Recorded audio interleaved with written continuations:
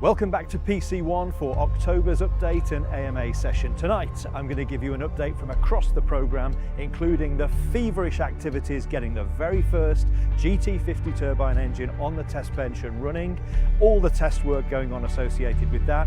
We'll show you the very first HX50 composite main rotor blade, a huge update on the cabin safety work that we're doing on the crashworthiness of HX50, and a few bits and pieces on the Digi cockpit. Let's get started.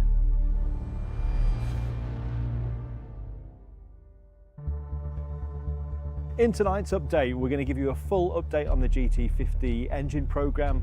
We'll talk through both our wheeled and skidded undercarriage systems.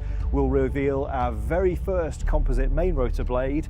We'll talk through our cabin safety systems, and then we'll open up as ever for some questions. So if we just look at the roadmap to developing the GT50 engine, for us, the GT50 program demands much more than just designing and building a new engine. To hit our price point, we've had to become the manufacturer of every single component of that engine. And so for Hill, the development journey has involved not just designing it, but we've had to design the elements, analyze them and optimize them as everybody else would, but then we've had to do all of the manufacturing development. We've had to determine how you make all of these components and then go out and develop the equipment and produce the facilities to be able to make the prototype parts in the first place. Only when we've done that can we then start developing the processes for manufacturing each of those components before you then finally get to where we are now, where we can start to prototype these components and then go through test, approvals, and scale up to production. If we go through each area of the GT50 in turn that we've been working on recently, let's start with one of the crucial areas of the high temperature sealing within the engine. Now, turbine engines are actually a complex labyrinth of passages that all sit at different temperatures and pressures and flow rates. Now, to make that engine work properly, we have to be able to seal each of those passages to the correct pressure levels. That makes the turbine work properly, it makes the compressor work properly, and importantly, it makes the secondary air system work properly that keeps the axial loads under control on the bearings. Now, to be able to seal each of these passages properly, we have to use advanced metallic seals. The temperatures in gas turbine engines are simply too hot to be able to use conventional elastomeric seals. Now, the challenge with that is because these seals are inherently quite stiff, you have to have very careful control of how each of the components that you're sealing against move, and we have to be able to deliver a really high quality surface finish on each of the mating parts for these seals to be able to work at all. So over the course of the last few months, the design team has been taking a painstakingly detailed look at each of the interfaces, and there are many of them within the GT50 engine where we need to seal these passages, specifying the correct seals, engaging with the seal manufacturers, because this is one of the areas where we don't make the parts ourselves, and then getting those seals defined and ready for use on the prototype engine program. So GT50's sealing solutions across the engine are now fully defined, the seals are ordered, and we're essentially just waiting for these components to be delivered now to be able to add those to the build line for the prototype engine. In addition to that, one of the other areas that's absolutely crucial is the interaction between the thermomechanical characteristics of the engine and the running clearances. For a turbine engine to operate properly, we have to maintain incredibly tight tip clearances between the rotating components, the compressor, the turbine blades, and also things like our labyrinth seals that again allow us to pressurize the secondary air system and make it work properly. In order to do this, we're constantly fighting the fact that within the engine, each area of the engine, from the outside through to the combustor system, through to the gas path, and then into the core of the engine where the bearings and the labyrinth seals exist, every one of those areas sits at a different temperature. And then on top of that, there is a wide array of different materials used within the engine to deliver the properties and performance we need. All of that means that this engine is constantly fighting itself with different parts, moving around at different extents, moving all of those critical interfaces both axially and radially all the time that the engine is changing between one operating point and another. So in order to capture this, we need to use absolutely state-of-the-art simulation methods. We use whole engine modeling both in 2D axisymmetric space and also in full three-dimensional space to track all of these movements throughout the operating cycle of the engine, and then to pull all of that down into a massive tolerance and clearance stack up where we take into account all of the tolerances throughout the engine, the different ways that the parts of the engine can be slightly different shapes and sizes when we build them, and then that coupled with the way the engine distorts under load, distorts under thermal movements, that finally allows us to track each of the movements at these critical interfaces at every point that we care about in the engine. Now that process has taken a little while to get right, but it now means that we can set up all of the critical interfaces such as the impeller tip clearance, the turbine blade clearance, and all of the labyrinth seal clearances along the secondary air system to enable the engine to run properly when it's on the test bench. That work's now done, so we're off and running. So let's go through the engine one component at a time. If we start with the compressor, which sits in the heart of the engine. Now, these compressors are extremely highly stressed. Now, in order to make them work, we have to use titanium alloys, which require very, very careful heat treatment. We've sent our billets out. The billets have now been heat treated. We've had the material testing done on these billets that have come back, and we've now got adequate material properties to be able to make that component function properly within the engine. So with that in mind, we've now finally been able to start machining the blanks for the compressor that's going to run in the prototype engine. The next step, once we've got the blanks conforming and measured, is to get cracking with the blade cutting. You've seen us develop all of that in the past. Neil's been programming that today and will very shortly be cutting the blades for the actual compressor that's going to run on the test bench in the very first GT50. The next component that we've been working on is the vane diffuser. So this is where the air goes when it comes out of the tip of the impeller, through a series of vaned passages, through some turning vanes, and then into the combustor. This is one of the largest components in the engine, and it's a very thin-walled component, so it's actually very, very difficult to manufacture it accurately. In addition to that, because it's a very, very sensitive aerodynamic component, we need to be able to make it both accurately, so we get the throat areas right, but we also need to make sure that the surface finishes are almost polished to ensure we don't incur additional skin friction losses as the air passes through the component. So in addition to that, we also need to make sure that the front and back half of the impeller are properly sealed, which means that each one of these vanes actually needs to be welded to the front face of the diffuser. Over the course of the last couple of months, the production team have been manufacturing some demo pieces that represent this geometry, and then looking at various ways that we can realistically attach the two halves of that in production. We've done some laser welding trials, which unfortunately weren't quite good enough. They created too much heat and too much distortion in the part, and so more recently we've moved over to a more traditional approach of brazing those components. The brazing trials have been carried out over the last month or so. They've gone really very well, and now we've essentially adopted a brazed approach to producing that. So the diffuser, we've got some segments of this being cast right now. We'll show you those in the casting shop shortly, and those bits will shortly be off to brazing to validate that final step before we can make the test version of the diffuser for the first prototype engine. The next component that we've been working on extensively over the last couple of years has been the complex annular combustor, formed, as you've seen us talk about before, from many rolled rings from high-grade superalloy material and then welded together in a jig before it has all of its holes drilled in to serve the combustion system. We've developed over quite a period now a really reliable way of roll forming these. We can roll form both the inner and the outer rings very accurately, we can size them accurately, and we can now get those together and weld them really nicely as well. That's a really, really well developed process within the company. However, there are a couple of components such as the lips around the front of the annular combustor and then the back end of the annular combustor where the extent of draw on these components is just too high for us to be able to roll form those.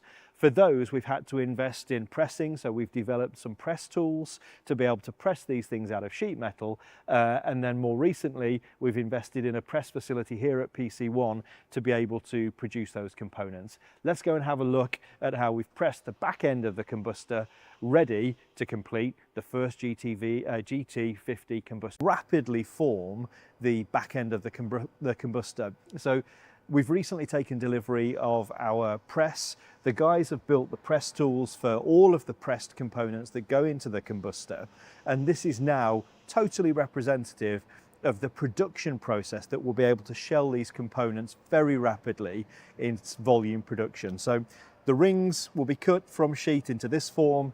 You simply place them into the press like so, and then it's a simple and rapid process for the press to drop down and form the components in moments.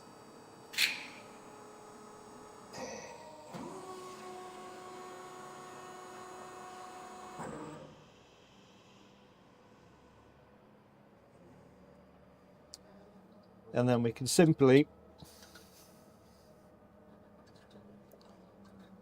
pop it out of the tool, and that there is a perfectly formed blank for the rear end of the combustor.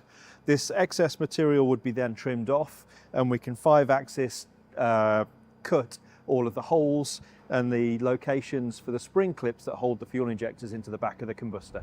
The next component is our array of 12 dual orifice high performance fuel spray nozzles. By virtue of the low size of our engine, these nozzles are actually incredibly small and have required advanced development in micro machining techniques akin to watchmaking. Over the course of the last month or two, you've seen us install the equipment to do it, get the specialist tooling to do it, and then produce these components for the first time and get them on the test rig. In parallel with that, we've been developing the inspection methods necessary to be able to repeatedly produce these components in production and hit not just the tolerances when we're making the parts, but also the tolerances when we're assembling the parts. Let's go and talk to Ollie, and he'll show you how we've been scanning these components to make sure they work properly when we produce them. So Ollie, our spray nozzles are obviously very, very small, precise components that need to be made very accurately for the fluid dynamics to work properly. What methods do you use to scan those to guarantee that we've got the orifice size, the annular size, and the general fit that we need to make those work properly in the engine? So here we had to think around a bit, and we went to CT again for this. Yeah. So we didn't know whether it would work, but the data we received back from the CT has been really impressive. So on the screen you can see the surface model of the assembly in this case. So this was 2 parts together. So we can see how these parts have physically assembled, yeah, and we can see the geometry data from them as well. With this nozzle, we knew we had a slight issue, which is why we CT scanned it, and we can see on the orifice at the front here, from the CT data, we can see the eccentricity between the primary and the secondary. Yeah. With this data, we can extract any geometry we want, so we can extract all of the cylinders, the planes, and do normal dimensional inspection, yeah, but rather than physically touching the part, we extract it from the digital as scanned model. Fabulous, and you can actually see inside this as well. We can also see inside this as well. Yeah, so if I just go to the volume version of the primary, what we'll be able to see here is the volume model, and we can actually see through the part in this case.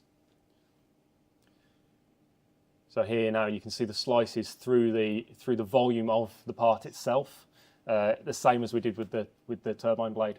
So we can see exactly what's going on. That makes solving problems really easy, doesn't it? You can see what's going on inside the thing. Especially with an assembly where you can then see the interfaces. Cool. That's great. It's great stuff. Thank you. With the ability to now produce those components and measure them accurately, it's full steam ahead with the testing program to be able to qualify the performance of the nozzles, choose the right combination of components, and get those nozzles qualified and characterized, ready for the full engine test. As we work our way back through the engine, we've then got the high pressure nozzle guide vane and the low pressure nozzle guide vane. These are the stationary blade rows that turn the flow as it comes out of the combustor into the face of the turbine to create the means of extracting the power we need from the gas flow. The first stage nozzle guide vane is the very first component that the flow sees when it comes out of the combustion, and it sees extremely high temperatures. In order to survive in this environment, we need to cool the internal passageways of that blade. Now in production, we'll do that by using ceramic cores to block the internal passage of the blades when we cast it, thus leaving a hollow. However, the core equipment and the core processing is complicated and expensive. So for production, what we've done is we've essentially cast these rings hollow, as you've seen us develop over the last few months. And then we use EDM processes to go in and essentially electrically drill out the core space and then the exit passages from the trailing edge. That side of things has all gone very well. The very next step is to work out how to scale these properly and get them sized perfectly for the engine. Let's go and talk to Ollie and see how he's managing to measure and scale these so we're ready to run them in the engine. So we're now casting the nozzle guide vanes pretty reliably, certainly reliably enough for the testing phase of the program. And we've also got the EDM process where we core out the center of the vanes and then cut in the cooling exit slots in the trailing edge to work very nicely. The last problem that we've got to solve is now to essentially scale these rings for the shrinkage that occurs when they solidify. So as the metal becomes from liquid to solid and cools down, it gets smaller. So when we cast them, we need to cast them bigger than we want them so they shrink into the right size. So Ollie, how do we do that? So what we've been doing with these is taking the geometry we've got here as cast, we stick it onto our CMM, we set up an alignment based on some cast features and then measure some key areas that we want to scale from. So we're measuring the outside ring, we're measuring the gas path, and we're measuring the internal ring. And from that, we're looking to average out what the deviation is so we can sort of float that within the zone that we want. Great, let's take a look. Yep. So here's one of our standard measurement reports for one of the very first nozzle guide vanes with the uncorrected compensation in it. So this has not had any additional size added. So here we can see the nozzle guide vane. And if we go down to this report, what we can see is some numbers that are giving us some detail about what we want to correct by. And visually we can see where we've got that additional material that we need to bring back with some values that we want to take off it. As we move now into the core of the engine, a lot of our attention over the past this month in particular, has been on the gas generator rotor. So the shaft components that contain the critical labyrinth seals that allow us to keep oil in the bearings, that allow us to pressurize the different passageways that the secondary air system works on, and then also the curvic couplings that are absolutely crucial to allow us to transfer the load down the shaft from the turbine to the compressor, but more importantly to keep the gas generator shaft straight so that it runs smoothly in the engine. Over the course of the last few days, we've been manufacturing the very first off of each of these components, both the front stub shaft, the intermediate shaft, and then the rear stub shaft, and working out all of the process parameters necessary to hit the tiny tolerances that we need on the labyrinth seals and, more importantly, the curvic couplings. Let's go and talk to Ollie about how we're managing to optimize the machining process and deliver the really tight tolerances necessary to make these parts good enough to run in the GT50 prototype. So what we've got here on the CMM is the first operation in the manufacture of the first of the prototype rear stub shafts. So what you can see on here is we've got a curvic coupling on the top and then the first of a pair of critical labyrinth seals down here. Now in service, these labyrinth seals need to hold a 0.2 millimeter gap from between the rotating and the stationary parts when this thing is spinning at just under 50,000 RPM.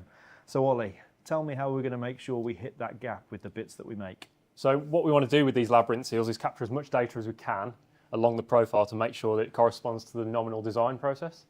So we take some data and scan down, as you can see on the screen here. We scan down and you end up with traces along there. With this being the first off, we have some corrections we want to add to the machine. So where we've got yellow areas there, we want to move it up slightly, and where we've got red, we want to move it in slightly. And using this data, we can feed back to the machining process to hopefully in the next part, get those exactly where we want. The other crucial part of the gas generator shaft is this tie bar that runs down the centre of the shaft. Now, the front stub shaft, the compressor, the intermediate stub shaft, the HP disc, the rear stub shaft are all clamped together by their curvic couplings using this extremely highly loaded super alloy bolt. Now, on top of that, because it's so highly loaded, because it sees a lot of cyclic stresses, we have to roll the threads in the end. So over the course of the last month or so, we've invested in the equipment to be able to do thread rolling across the range of lathes that we operate here at PC1, allowing us to make threads that are essentially formed by pushing the thread form into the body of the material, leaving residual compressive stresses that give it the best possible fatigue life under all operating conditions. In terms of the gas generator shaft, the curvic couplings are absolutely crucial to the way that it performs. If you take the gas generator shaft, which is a series of cylindrical components clamped together by these curvics, the curvics set not only the axial position, but also the concentricity and also the perpendicularity of the shaft. So if, for example, the curvics were imperfectly manufactured and they could fit slightly out of line with each other, the shaft wouldn't rotate smoothly, it would pedal like a crankshaft, and that would totally destroy the system in no time at all. Similarly, if the faces weren't perfectly perpendicular with the axis of rotation, then the shaft would be bent, and that too would cause us huge problems with tip clearances and vibration in particular.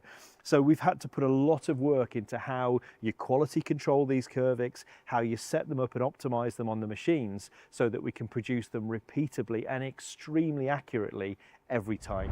So Ollie, we've got a bunch of critical curvic couplings up and down the gas generator and the PT shaft. We won't be able to balance or seal the rotor if they're not straight.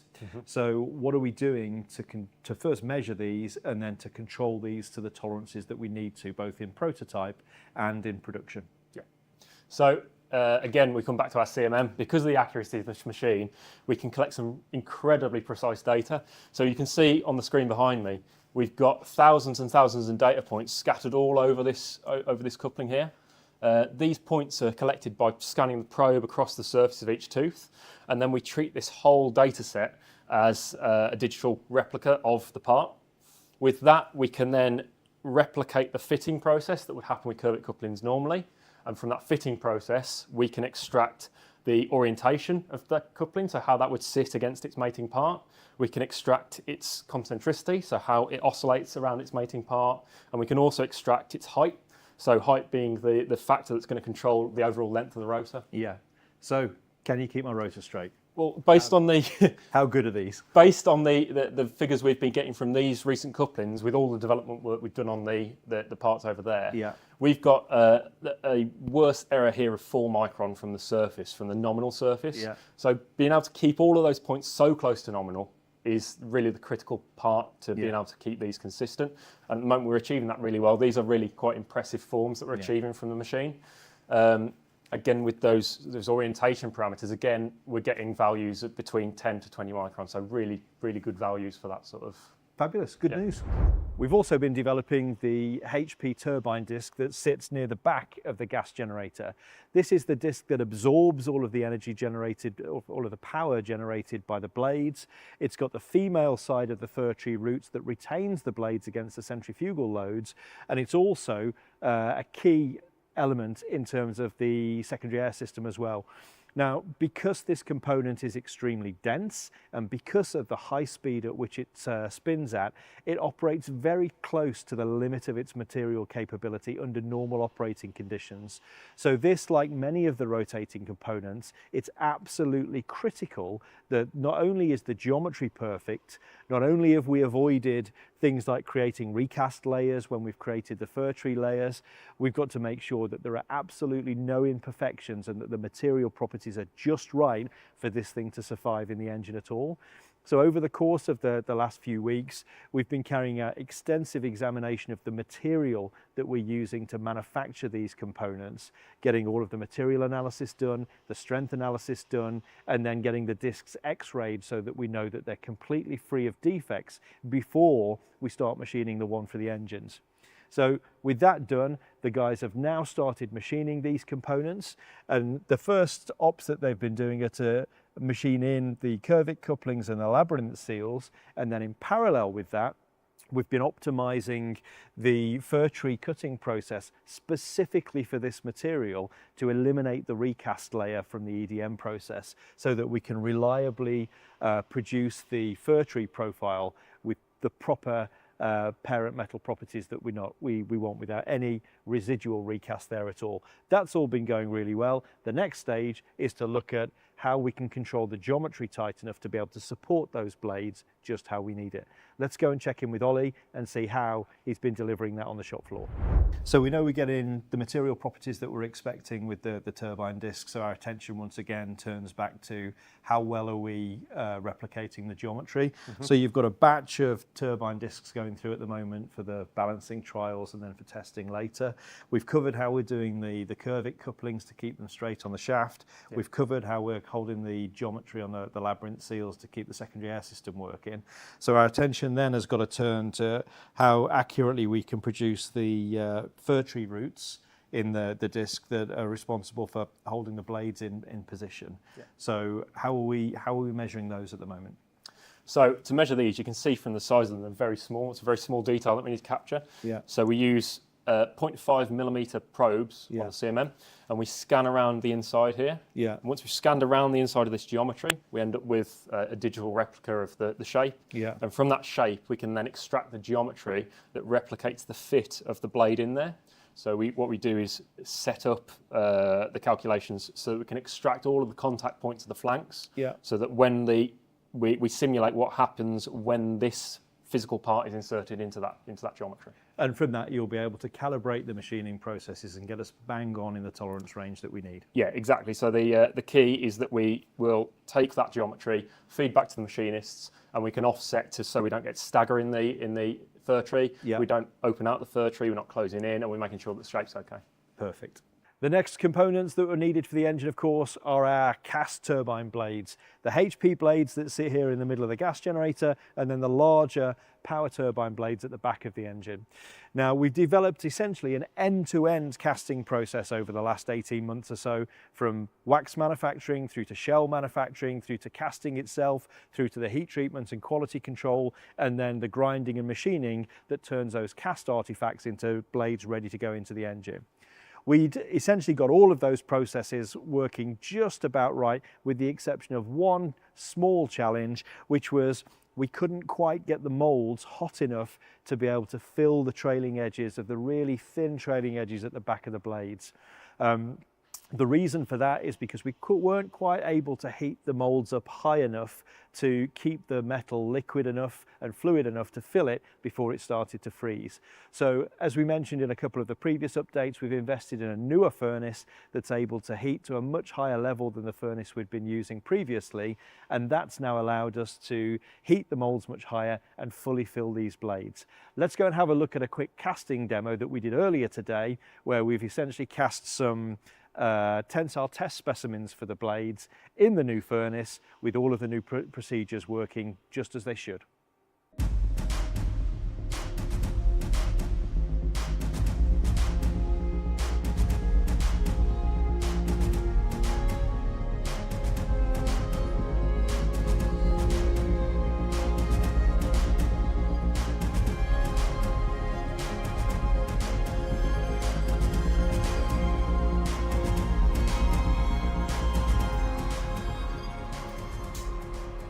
So one of the problems that we've been having over the last few months is not being able to quite get the shell molds up to the temperature that we need to get the properties of the castings that we want.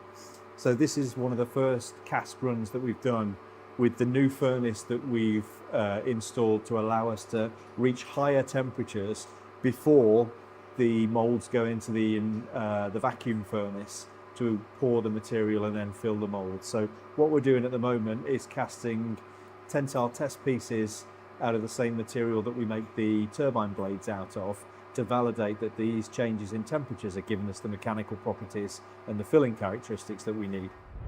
So with the new furnace operating, able to hit the temperatures we need, able to fill the blades, the next challenge is then how we get the shrinkage corrected for the actual production blades. So let's go over to Ollie and he'll explain to you how we take the raw casting, correct that for the shrinkage that occurs as the metal freezes, so that we can build perfect geometry blades every time. With the new high temperature furnace installed, allowing us to elevate the temperature that we heat the molds to for turbine blade casting and other casting, we're now able to much more reliably and repeatably fill our turbine blades, even down to the really fine trailing edges. So the next thing that we need to do to finalize this process is to be able to validate that we've got no porosity inside the blades, and then to complete the final scaling to make sure that the finished blades are the size that we want. So Ollie, tell us how we're x-raying these and how we're proving that they've got no porosity in them, and then how we scale them. Yeah, so we've started the development process working with some outside help for CT. CT is obviously a very specialist task. So what we do is the component goes into a CT machine, yeah, and it scans it with X-rays, and from the many slices it takes, we can reconstruct the 3D geometry. Yeah. Once we've got that 3D geometry here, we can analyse it with a piece of software like this, and this will allow us to effectively slice through the component at any level we want. And as we do this, what we're looking for is any gaps or voids within this component.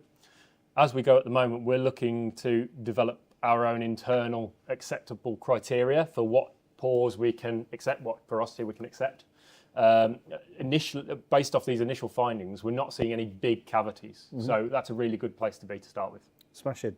And so with a blade that's filling well and is free from any significant cavities on the inside, how do we go about then scaling it so that it comes out the right size once it's shrunk? Yeah, so with this scaling, we're back to our favourite machine over in the corner, yeah, and we're capturing the airfoil profiles with the high accuracy machine. You can see on the screen here we've got a black curve and a red curve. The black curve represents the nominal size of this blade. The red curve represents the measured. And what we can see is it looks like at the moment we've got that shrinkage where we're pulling back from the leading and trailing edges. Yeah. We're getting a nice form on the edges, but we're slightly small. So we're using this data now. This section data that we've got at multiple heights is passed to the production guys, and they're using this data to correct their CAD models for the waxes, yep, so that when they print those waxes and fill the molds, we should come back to the size that we want. Perfect. Great news. With the first gas generator rotor being produced right now in the machine shop, the very first thing we have to do with that rotor is to get it dynamically balanced. One of the things that was most evident in the early testing of the starter generator is how important it is to have a really robust strategy for balancing high-speed machinery. We've made allowances for that in the design of the components and the assembly of the gas generator rotor, but now that we've got the first one about to come out of the machine shop, these components are going off to balance, and we've got to make sure that we can get the center of gravity of this whole rotating assembly close enough to the axis of rotation that it will run smoothly across the full range of operation that we need it to. On to now the big components in the engine, the core engine structure, the engine casings. These components don't require anything like the tolerances of the high-speed rotating bits or the labyrinth seals or bearings, but these components are difficult for other reasons. Because of the scale of the components, they have to be manufactured from very thin walls, and the problem with that is it makes them relatively unstable and mobile when you're trying to machine them. So over the course of the next few weeks, we're starting with the inlet casing. We'll be machining that from solid, and we've developed a wide range of processes to be able to stress relieve that before we machine it, and at multiple stages during the machining, as well as specialist ways of holding the component on the machine and particular cutting strategies to limit the deformation that we see during the manufacturing process. The inlet casing has been programmed today, and they've started machining it on the 3-axis down in the machine shop. In order to connect the casings of the engine with the core of the engine and to be able to deliver the bearings in the center of the engine with compressed air and with oil, and to scavenge air, oil, foam back out of the engine, we have to use service pipes in multiple locations around the engines that pass through the hollow struts to connect the outside world with the core of the engine. Now, these pipes have a particularly difficult life because the core of the engine is kept relatively cool by the compressed air delivered and bled from the compressor, whereas the gas path, which the pipes have to pass through, and then the outer casings are comparably warmer, and then at the outer casing cooler. So we've got a wide range of movements that these pipes have to withstand, from the relatively small movement at the core of the engine to the large movement of the gas path. And we have to connect these pipes and seal them at both ends. So over the course of the last month or so, the guys have been finalising the sealing arrangements, and the guys down in the shop floor have produced a full set of service pipes and all the associated fittings ready for the very first GT50 engine. Let's go and have a look at them. So here's a little glimpse into what's going to be happening a lot over the course of the next few months down in the machine shop here. This is a kitting box where we've got all of the service pipes for GT50 that have been manufactured and serialized and marked up. You've got the small diameter ones here, the larger diameter ones there for air, oil, mist. And then we've also got some sealing plates and sealing rings. We've got the adapters that fit on the combustor casing out here to clamp the service pipes and receive all of the seals. And the same here, we've got, these are the locking washers again that help hold those service pipes in place. And I think we've got some sliding rings as well. These are the rings that fit around the fuel injection nozzles and allow them to move around inside the engine case.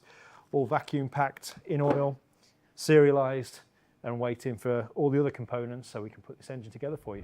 While we've been chasing the last few difficult details of design, chasing tip clearances, finalizing seals, and while the production guys have been finalizing all of the delicate balance of processes they need to be able to produce these prototype parts, the testing guys have been busily testing the subsystems of the engine that we've already produced. So to date, we've completed all of the starter generator testing that's necessary on the current version of the starter generator unit prior to the first engine run. We've also completed the drivetrain rig commissioning and its shakedown testing and dealt with a few minor issues on that.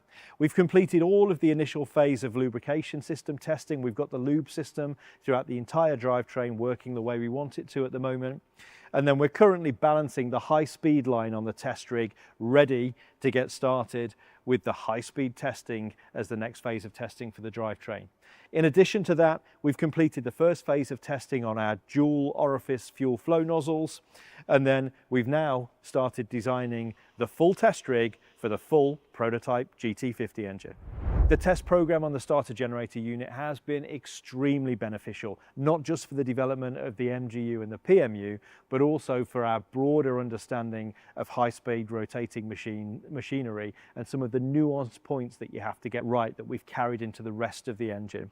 So as we stand at the moment, all of the early balancing, high-speed machinery and vibration issues with the MGU have been solved. We've got the unit running really nicely, all the way up to in excess of 40,000 RPM.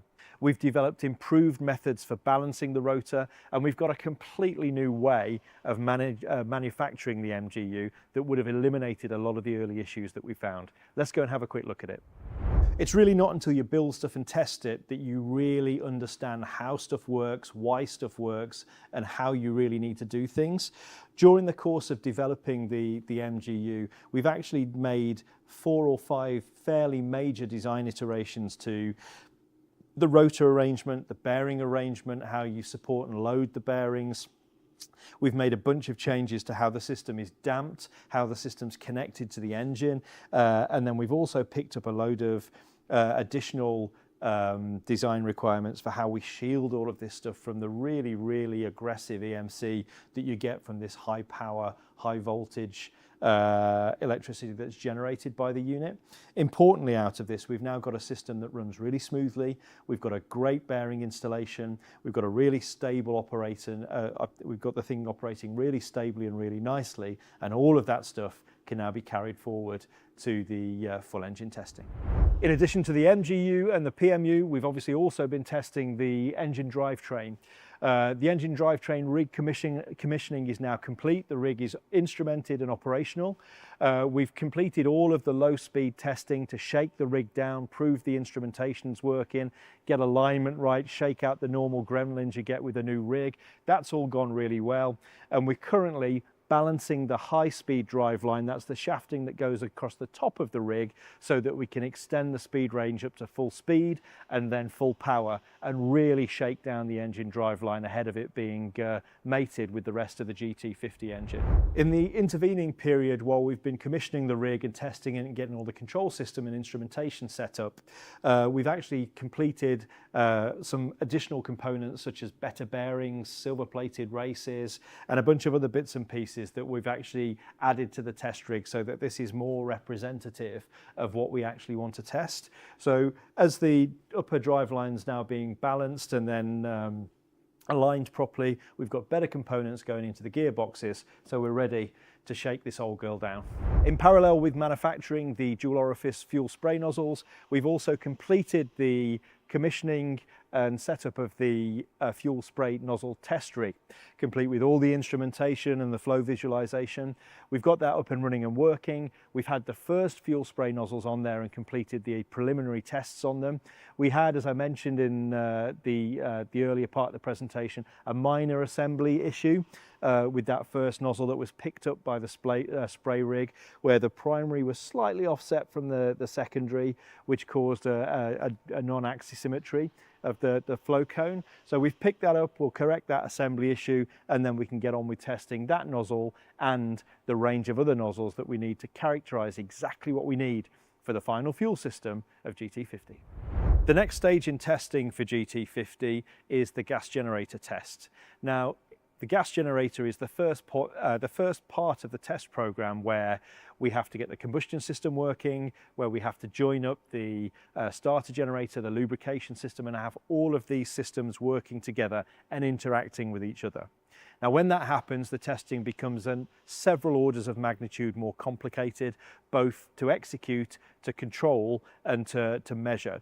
So one of the big areas of work that's been going on over the last month or so has been modifying the GT50 gas generator section to include all of this additional instrumentation, some 100 sensors, to enable us to understand what the temperatures, pressures, speeds, and all manner of other things are throughout the engine in all of the locations that are crucial for the cycle, all of the locations that are crucial for the performance of the engine, and all of the locations where temperatures are critical to the integrity of the engine. So over the course of the last month, Craig's been developing a detailed installation of how we get each of these sensors into the engine. As you can imagine, the gas generator is a complex labyrinth of passages with components whizzing around in there at 50,000 RPM. It's very difficult to route pipes for pressure sources, to route wires for thermocouples and various other things. So this has been a really major piece of work. And what we've got to do now to enable us to release these components is to go back and make the minor modifications that are necessary all over the engine to be able to adapt it to accept these sensors, so we can mount them where we need them, so we can probe exactly what's going on inside the engine as it runs through those early test phases and gives us the information we need to be able to set it up, tune it, and get it running just the way we want it to. As I finally start to get some of my design engineers back from the difficult task of getting the final detail of this engine nailed down and passed over to manufacturing, the very next thing that we've got to do is turn our attention to the development of the actual test facility for testing this engine. You can't take a brand new jet engine and just run it on the bench. We need to be able to load it, we need to be able to measure the airflow into it, we need to be able to protect the environment around it, from potential blade release or disc burst, all the things that can go wrong during a first test program. And so we have to build a fairly sophisticated test facility to run the engine for the first time, and that's the very next job while Mark and the guys are actually building the engine for us. So the test facility is designed to be able to carry out the testing in a series of stages. You've watched us test the starter generator system, the drivetrain, the lubrication system for the engine. You've watched some of the work that we've started doing on the fuel system through the spray nozzles, and then the ignition system comes next. We've done some preliminary combustion testing, we've got more combustion testing yet to go, and then we get to the gas generator tests before we do the full engine on life support. So that's the engine working, but with off-engine lubrication pumps, fuel pumps and control systems, and then the full engine with all of its accessories working completely independently. This testing is clearly very noisy and potentially dangerous if any of the components fail while we're testing them. We have to push the engine all the way up to its limit, and so you have to plan for things not going to plan. So what this means, and particularly with respect to the gas generator test, when you take the power turbine off the back of the engine and just run the core, we've essentially got a 1950s turbojet engine. It will be blowing out about 2.5 kilograms a second of air at about 1,000 degrees and Mach 1. So it'll be extremely noisy. And so to manage that, we have to create not only a test environment that's got the containment necessary to catch blades, to catch discs and anything else that might go wrong in there, but this whole environment needs to be very carefully soundproofed so that we can responsibly execute these tests here at PC1. And so the next big job for us while the engine's being manufactured is to put this facility together, get all of the equipment into it so it's sat there ready for the engine to be installed. And the engine test cell will be fitted out here in the pit outside the back of PC1. The fuel system's already installed. So one of the questions that we quite rightly get asked a lot is timeline. Where are we on the timeline? So with the difficult business of sorting out the critical clearances in the engine, the predictions of that, the engine gap setting now completed, with the prototype engine instrumentation scheme now designed and handed over for detailing so that we can make the modifications to the engine we want to get the engine we need to be able to test it on the test bench, we're now in a position where we can finally release a lot of these core components over to production and pass the baton on to them. The reality of that is that unfortunately some of the longest lead time items that we need for the gas generator and the power turbine have around a 6-month lead time on them. So what that means is realistically we're now looking at about April next year to be able to run the engine for the first time. Much of the engine will be available before then and we'll have the test rig available before then, but the actual first run is going to be closer to when we were going to do the engine event than to Christmas time. And the reason for that is it's just taken us a bit longer than we expected to get some of the really fine detail that really is the difference between the engine working or not working done, detailed and implemented in the engine, so we build something that will do exactly what we want it to do.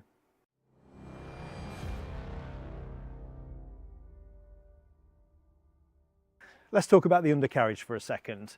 The retractable undercarriage offers us a profound performance improvement, and hence the very first prototype HX50 will be getting wheels to enable us to robustly explore the full flight envelope, particularly the higher end speed ranges.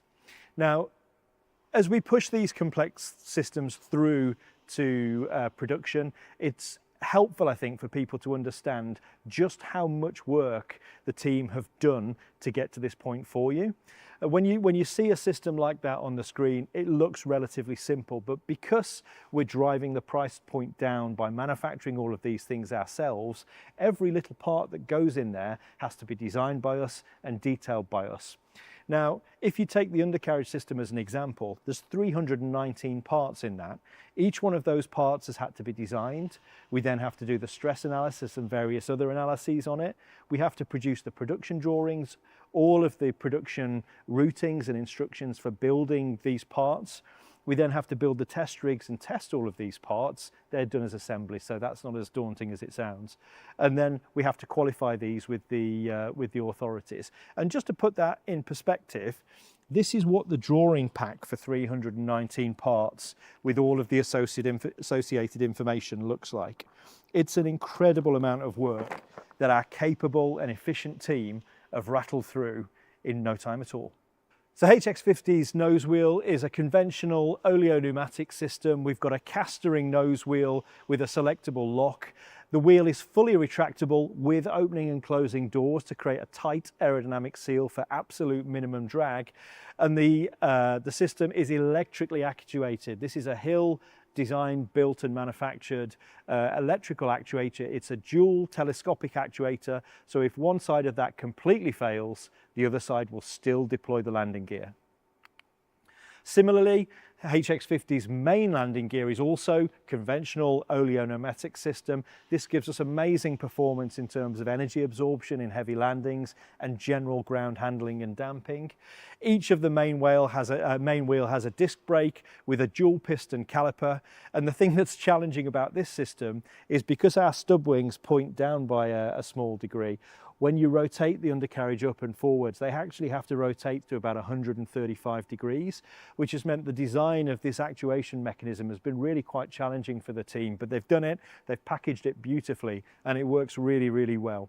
The main gear also features a fully retracting bay door, so we close the doors after the undercarriage has gone into the bay, and then this too is electrically actuated with dual redundant telescopic actuators. The normal actuation time for all of the systems is about 6 seconds, so on a par with other aircraft with retractable gears that can take off vertically. So as I've mentioned, the prototype production of the nose and main gear is now already underway. We've got main wheel hubs already being cast in the casting facility, as have the brake discs, and we've got a plethora of these parts now working their way into the machine shop, ready for prototype production. Familiar story, as soon as the prototyping's done, the very next thing the team have to do is build the test rig. The undercarriage is no different. So while the conforming prototype units are being produced, the undercarriage team will rapidly produce the test rigs that we need to exercise this equipment on the ground, make sure it's strong enough, stiff enough, make sure the oleos perform adequately, make sure the brakes work, and make sure all of the functional details are working just the way we want them before they get paired up with HX50 later on in the year. The drop test facility will be designed and built here at PC1. This is a representative facility. That's not one of ours. That's just a representative image that I've borrowed to illustrate it. But that's the sort of thing that we've got to design next to test the undercarriage. And to support the growing test campaign, this is now a move in skill set that's required within the company. We've already taken on one additional engineer to support on the electrical and control side, and we're now looking to recruit additional test engineers to support rig design, development, and the actual testing and approvals itself. In addition to the wheels, obviously, we've also got the skid undercarriage for HX50. Skid carriage is a lot simpler and about 10 to 15 kilos lighter, but it does come with a big drag penalty, and more of a problem for us on the engineering side is it's much more difficult to manage the ground resonance with skids. We have to very carefully manage the stiffness of the connection between the skids and the aircraft to make sure we don't have a ground resonance problem. This requires that the skids themselves are articulated with a very carefully defined stiffness and damping so that they can move and isolate position the rigid body fuselage modes away from the frequencies that could be excited by the lag mode. The original skid design was essentially an aluminium tube clad in some composite aerodynamic fairings, and then we'd sought to attach the skids at the rear at the same point that we pick up the main undercarriage, just for complete convenience. At the front, we picked up on some hard points that we've got with the A-pillar. The challenge with this became the more work we did on the optimization of the crash structure for the Gen 2 fuselage, the more we found that the packaging constraints around this corner were driving us to a very heavy structure. And so we decided a few months ago to just tweak this and tweak the way that we mount the skids to the airframe. We used a lot of explicit finite element analysis doing crash simulations to pound the helicopter into the ground and look at exactly what was going on in the interfaces. And we found that running a more traditional hoop skid arrangement, both at the front and the rear of the aircraft, allowed us to keep the structure in the airframe a lot lighter, and also to protect the airframe composites from damage during heavy landings. If you look at this early iteration, one of the challenges with going to a skid loop on the underside of the rear fuselage is under heavy landings, and this is a crash case in actual fact, the skid tube itself would penetrate through some of the structural area of the fuselage. So we needed to do things a little bit differently. We optimized this within the Gen 2 fuselage, and we've implemented both a low stiffness mounting, but also some snubbers now that distribute that load a little bit carefully, still allow us to tune the stiffness and the damping, and get the skid undercarriage absorbing the loads, protecting the fuselage, and keeping us well clear of any ground resonance challenges. So the guys have done a real good job on that, and that stuff's busily being implemented into the final stages of the Gen 2 fuselage. This new design is simpler, it's lighter, and it provides a much reduced risk of any fuselage damage, even in some really severe crash landings.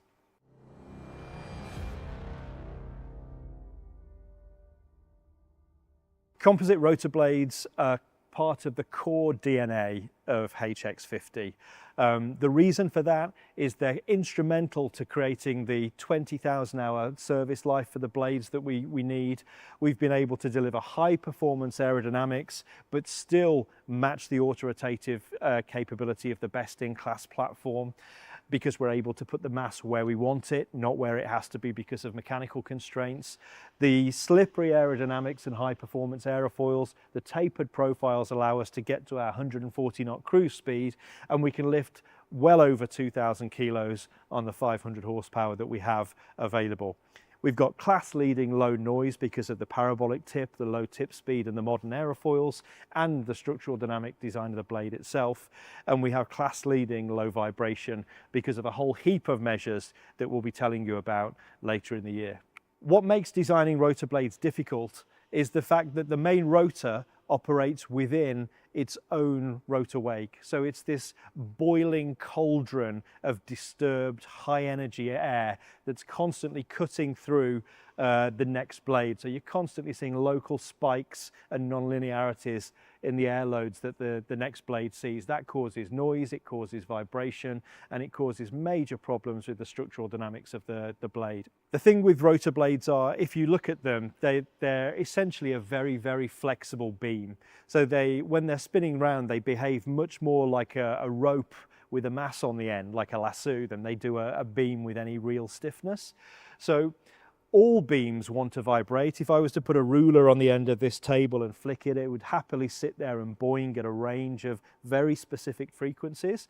And what we need to do is make sure that the frequency content of all of those disturbances in the rotor wake is nowhere near the natural frequencies that the rotor blade want to vibrate at. If you do allow those things to be placed together, then you'll find that you have very, very poor vibration and very, very poor life, and potentially even early service failure. So the issue with designing main rotor blades is you have to be able to predict the rotor wake well enough, and then once you've got the rotor wake, you have to be able to tune the stiffness and mass distribution of the blades to the point where we can position the natural frequencies of the rotor blades at a position where they don't want to get excited by the content that we've got in the rotor wake.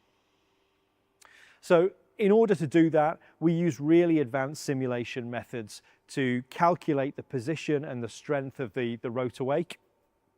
These are called comprehensive codes that we supplement with some CFD work. You can see that right there.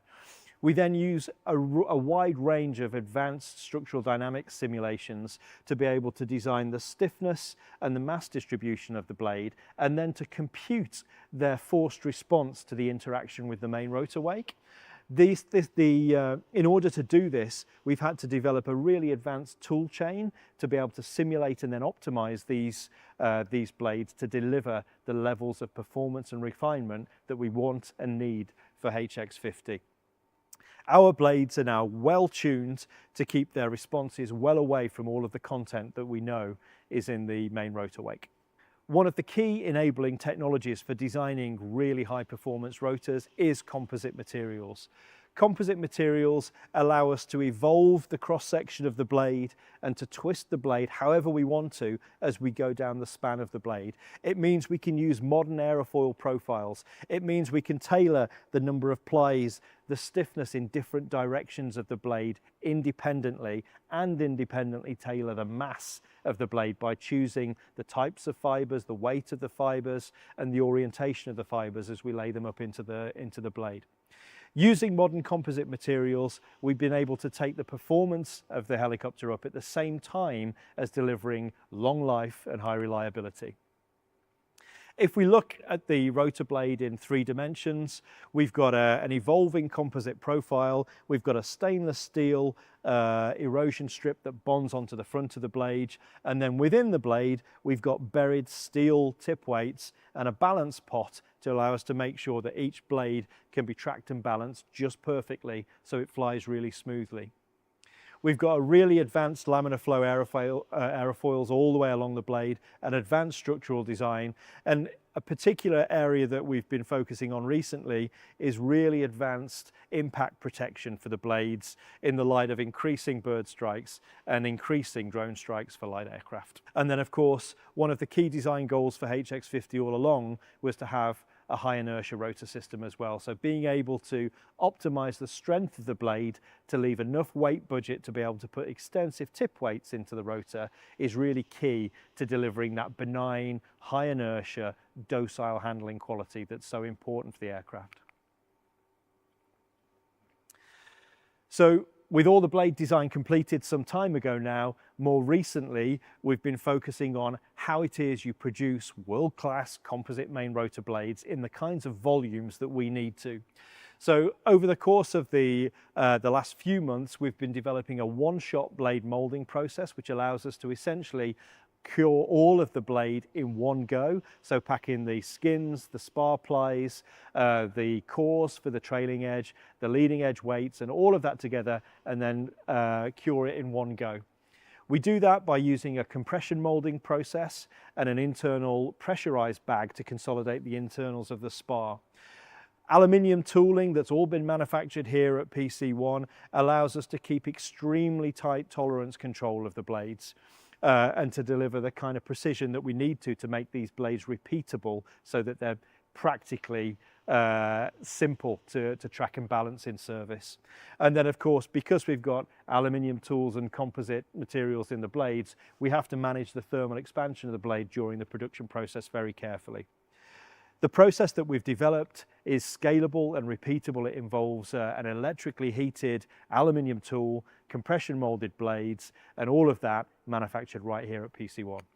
So with the tooling strategy developed, with the tools commissioned, tested, it's time to start making the first of the blades. So our process is fully integrated from the design team all the way down to the shop floor. So all of the ply books and the build instructions to be able to place the 100 plies that go into one of these rotor blades in exactly the correct place and exactly the correct orientation. We've got detailed instructions that are derived directly from the 3D CAD into the ply books that the guys use digitally on the shop floor. We CNC kit cut each of the plies in the composites facility, and then we use the laser placement of each ply into the tool to make sure that each operator produces the correct ply in the right place at the right time. And then we've got a full build log of everything that goes into every blade that we ever make. The way the blades go together is the outer skins are laid into the tool first. The spar is then wrapped around a mandrel, and then that can be offered into the tool, the trailing edge core added, and then the tool brought together, clamped together, and then the cure cycle can begin. And today was the very first day that we completed a cure cycle on the first HX50 rotor blade. That came out of the tool this morning. Let's go and have a look at what that looks like.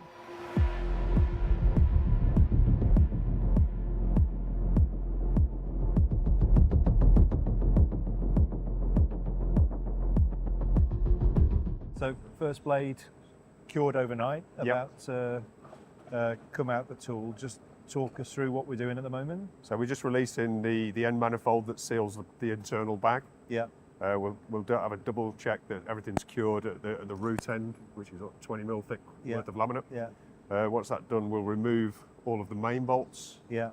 And then we can start looking at pulling the top mould off and see what we've got inside. And this is a very complicated thing to mould. There's a lot of carbon in there, there's a lot of plies in there, there's a lot of internal structure. Over 100 plies of carbon and glass, biax, UD, woven. We've got internal cores, the internal ballast plates as well in the tip. Yeah. And then just to manage people's expectations as well, we've also used the primer film on this as well. Yes, primer film is on this. It won't come out looking like black carbon. No, It's got a grey primer film ready to sand and paint. It's as close to the production intent. It's even got the lightning strike material on as well. Yeah, yeah. And obviously it doesn't have erosion shields on the front either. No, that's the next process. This is the naked carbon moulding.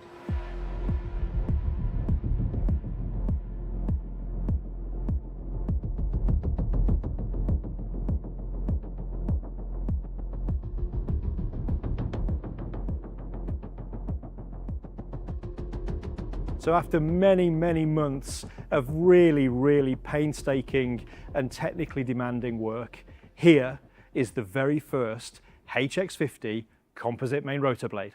So don't be surprised by the grey look to the blade. As with a lot of the composite components that we're putting into production, we're moulding these components with a primer layer built into the mould to reduce the amount of work that goes into painting these things before they're ready for customers. So we've developed that as part of the blade formula as well, because the blades need painting for their environmental protection. This blade includes all of the key elements of technology that we need. We've got all of the structural dynamic tuning, we've got lightning strike protection in there, we've got a really advanced erosion shield on the front of it that provides increased impact protection, and then we've also got a really clever way of aerodynamically tracking the blades as well as dynamically balancing the blades so that they fly really, really smoothly. We haven't been able to do any testing on this because this literally came out of the mould this morning, and so the guys have just been tidying it up and getting a proper look at what they've got. So the next stage in the development phase for this is to get it scanned geometrically, and then we'll probably do some CT scans on it as well. And then I'm very sorry to say this one's got to be cut up because we need to have a good look inside and really survey where all the plies are so we can refine the manufacturing process. One of the first lessons learned from making this first blade is we've got a couple of parameters to tweak when it comes to the primer veil itself, because we're getting a little bit too much adhesion between that and the tool when we try and demold it. So there's a little bit of work to be done there to get that to release properly. And there's a few bits and pieces that we want to do with the tool itself, just so that it comes apart a bit easier and we're not getting bits of resin tracking in places that it shouldn't. But I mean, all in all, this has been an amazing success for a first blade, and just handling the blade and looking at its general levels of stiffness and so on, it does at first inspection seem to be sitting exactly where we expected it to. So really, really pleased. Today's been a brilliant day for the company, and the team have been amazing.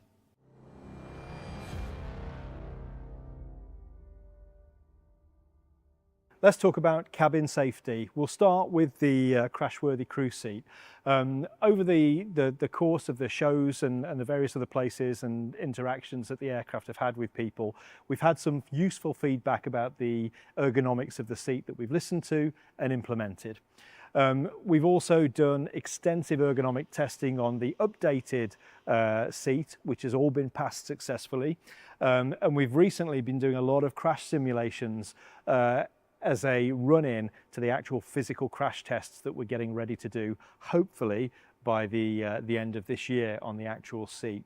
We've now also got a significantly improved mechanical and structural design for the underlying structure that sits beneath the seat, an improved design for manufacture, getting the cost down to a point that we can protect this price point, and we're now about to start prototyping the final version of the seat that will go to crash test.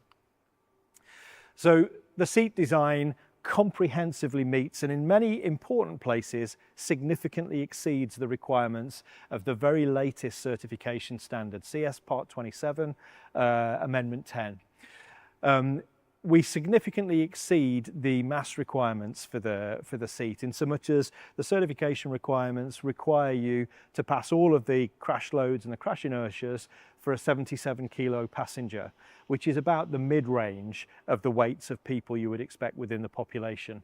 The challenge for that is, if you look at the demographic of helicopter pilots, 77 kilos doesn't cover the median of our population, and it certainly doesn't cover the outliers. So while the impact attenuators have to be designed for 77 kilos, we've elected to design the seat for a 136 kilo passenger, a 300 pound passenger, which is right at the top end of the spectrum of people. Now, that isn't a hard limit.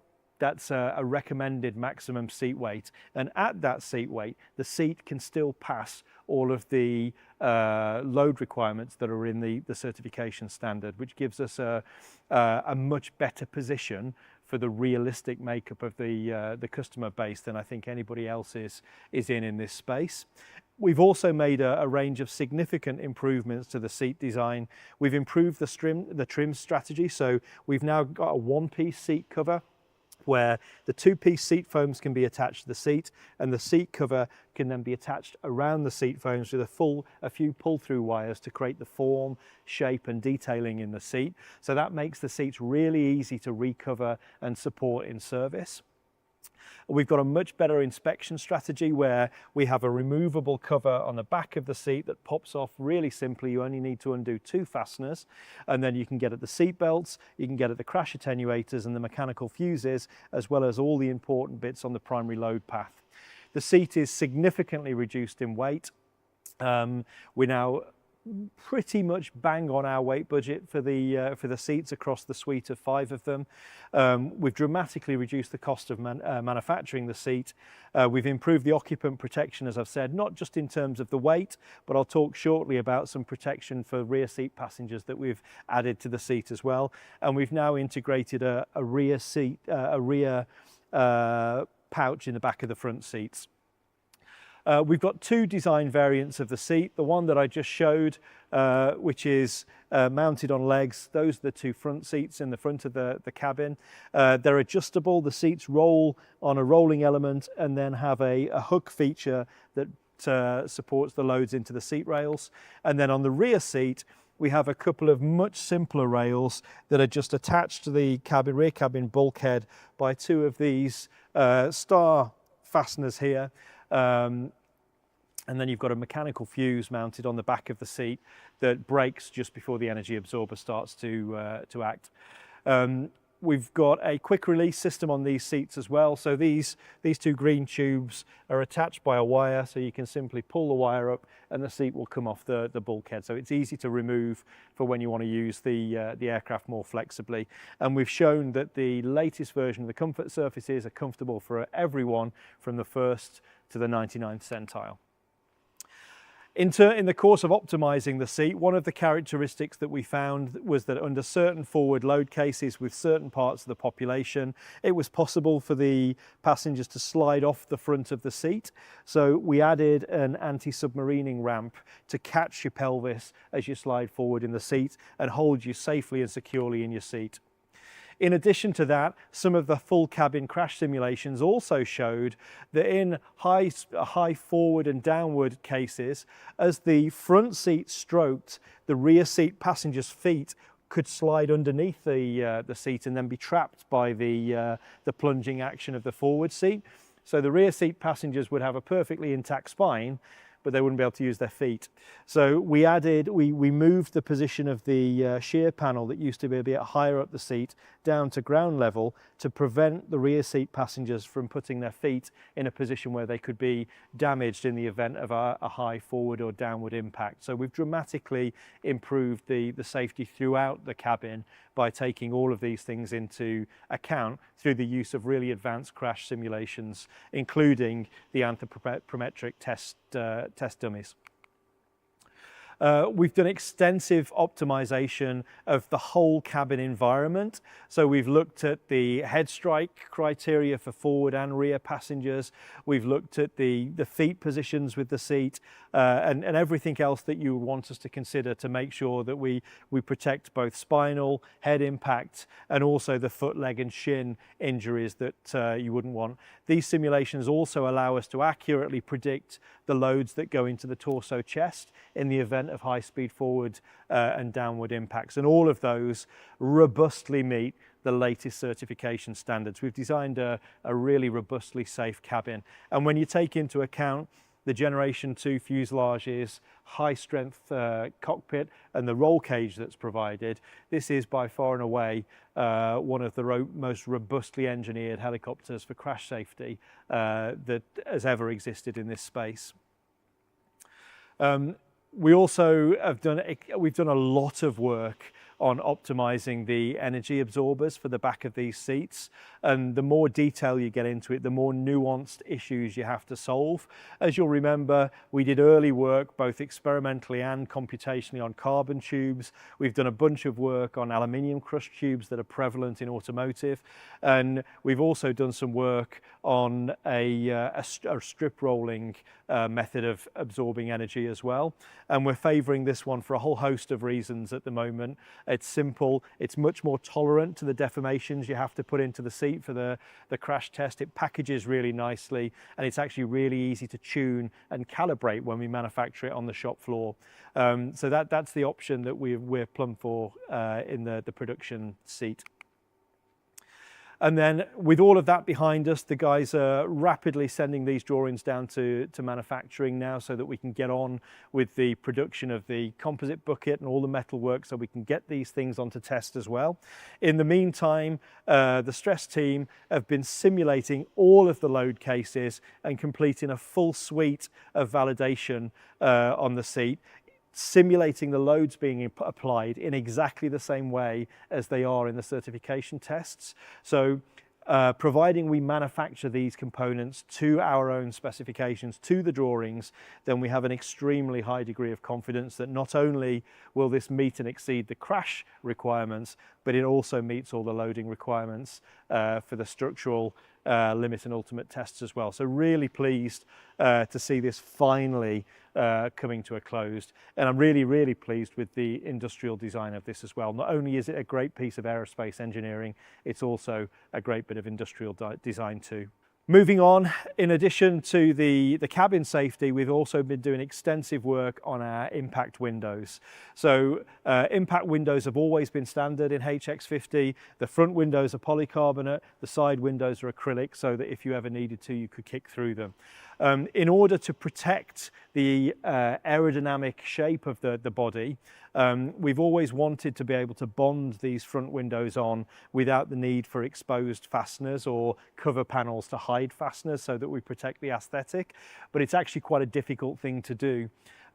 So we've been doing an extensive program of work, both computationally and experimentally, to qualify the material properties, to qualify the adhesive strength properties, even down to the primer layer that we use to attach the adhesive to the polycarbonate.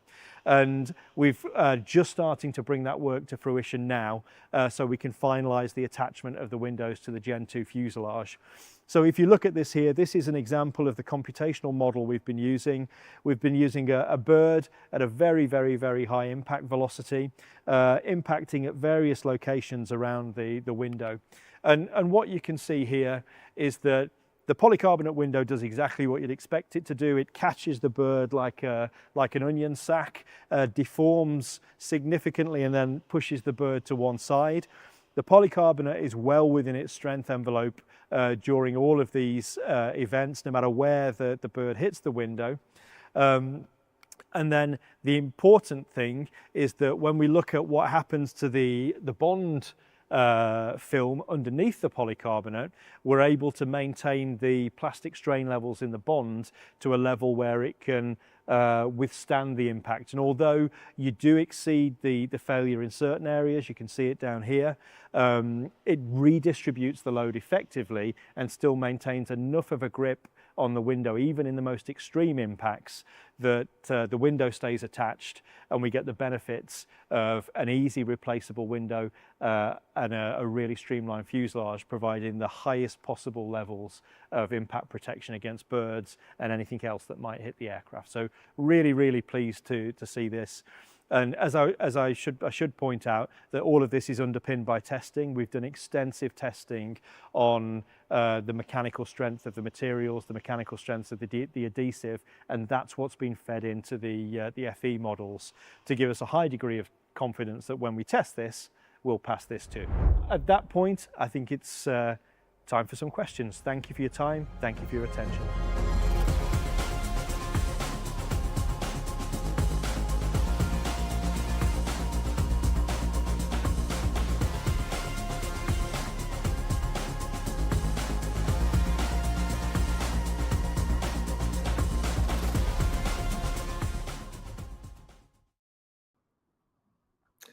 Welcome everyone. What an update, incredible. And I just checked, and this is, I think, the 34th AMA we have done throughout 5 years of development. And I can guarantee you that you have never had an experience like this. No aviation product that I can remember has been launched in a way that it reports a journey in such a detail. I also checked, there's about 250 videos already of this journey. You can check out all the history of everything been developed, and Jason explaining technically how things were built to reach this point. We're almost there, and this update was amazing because we saw the details of how things are coming about to the completion of the GT50.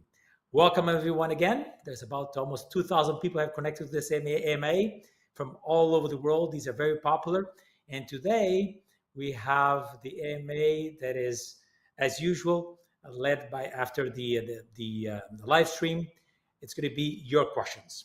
So a lot of questions already placed, but you can place it during the Q&A as well. We have about 40 minutes now of questions. We're going to be ending in exactly at 2 hours. So continue to put your questions. We'll be doing our best to answer those. So starting with the first question, and this one comes from Carl. Jason, are you ready? Hi guys. All right. The first one is, are there still plans to implement an automatic distilled water raising system in the turbine engine? If so, then how will this work in the summer and in the winter? So the plan for our interface for the system is to have all of the connections to the engine there, so that you can just plug in the water adapters and the adapters for the solvents and so on, and then there'll be a function on the digicockpit that cycles the engine for you. We're not planning necessarily to have an onboard tank as standard equipment. That'll be an optional extra that follows later.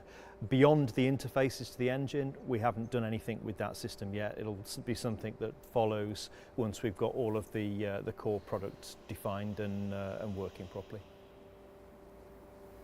Very nice, and welcome everybody. It's good to see so many people joining here again. And today, Johan has a question. Does the engine have a heat exchanger, Jace? It has a number of heat exchangers, yeah. If he's talking about a regenerator, then no, it doesn't. This is a simple cycle gas turbine. It doesn't use exhaust heat to pre-warm the air out of the compressor before it goes into the combustor. That's a totally different cycle.